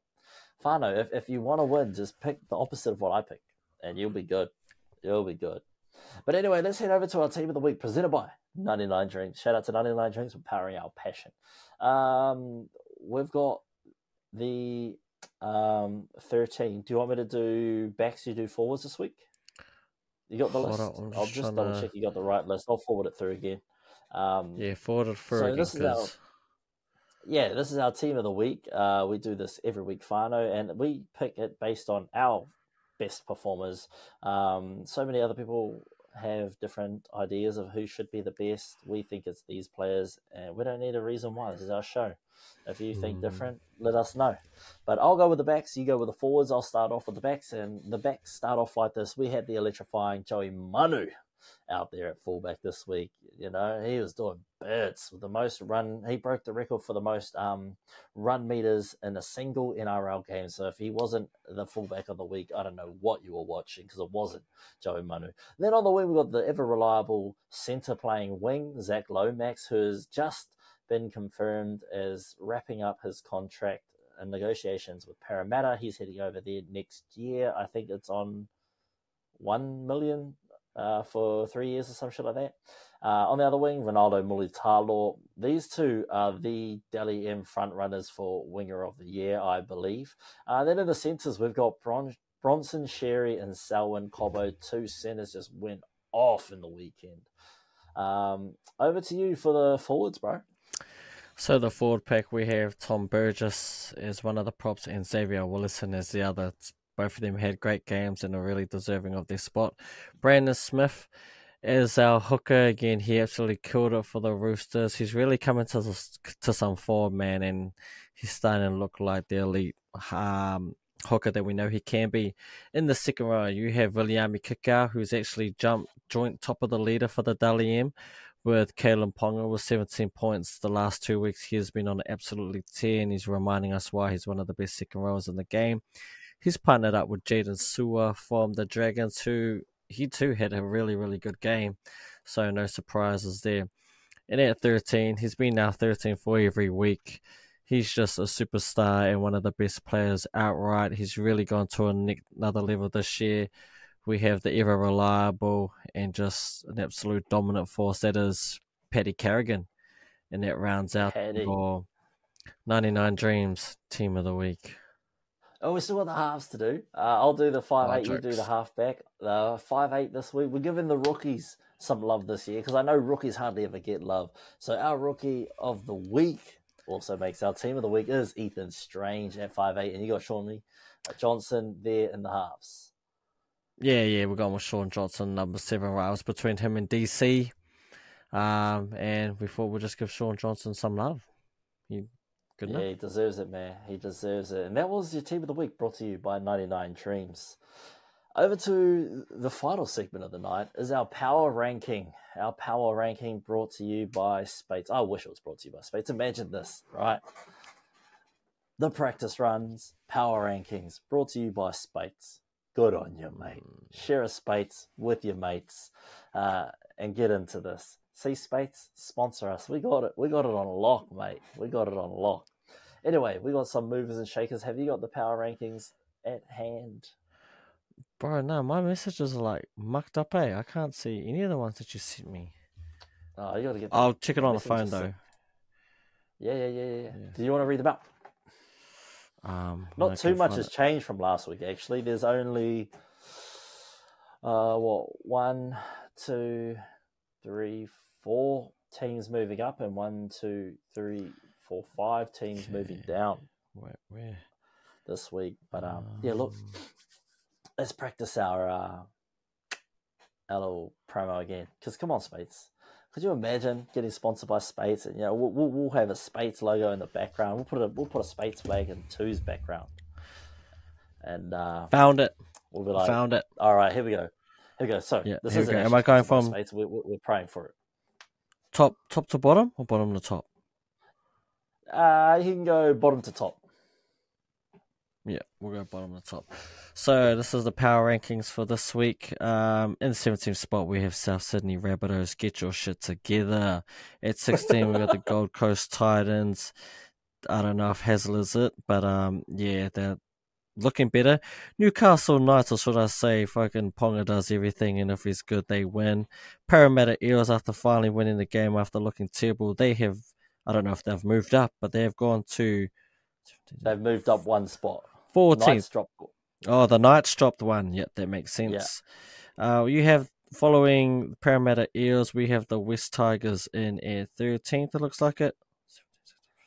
They dropped one from the Dragons. The Dragons and the Tigers pretty much switched this week. Yeah, and fair enough, seeing the Dragons beat them, it's only right that they leapfrog them into whatever position that is, 11th, I think. You got my Canterbury Bankstown Bulldogs, who after a game that they should have won, they didn't jump, they just stayed, right? They stayed exactly where they are, so they haven't dropped any spots and they haven't moved up. Yeah, and what position is that? Is that 11th? That's 11th, and then in 10th, 11th. The Roosters stayed the same. Yes, and at 10th, the Roosters stayed the same thanks to the brilliance of Joey Manu. At 9th, we had the Redcliffe Dolphins, who got taught a lesson by your Broncos. And now we get into the top 8, the Canberra Raiders. Again, look, they're just chugging along nicely. Ricky Stewart's doing his thing. They're looking like a legit playoff team this year, so rightfully so. The North Queensland Patchy Cowboys, who seem to can't put 80 minutes together, and it cost them this week. I'm assuming they dropped? Did they drop from last week?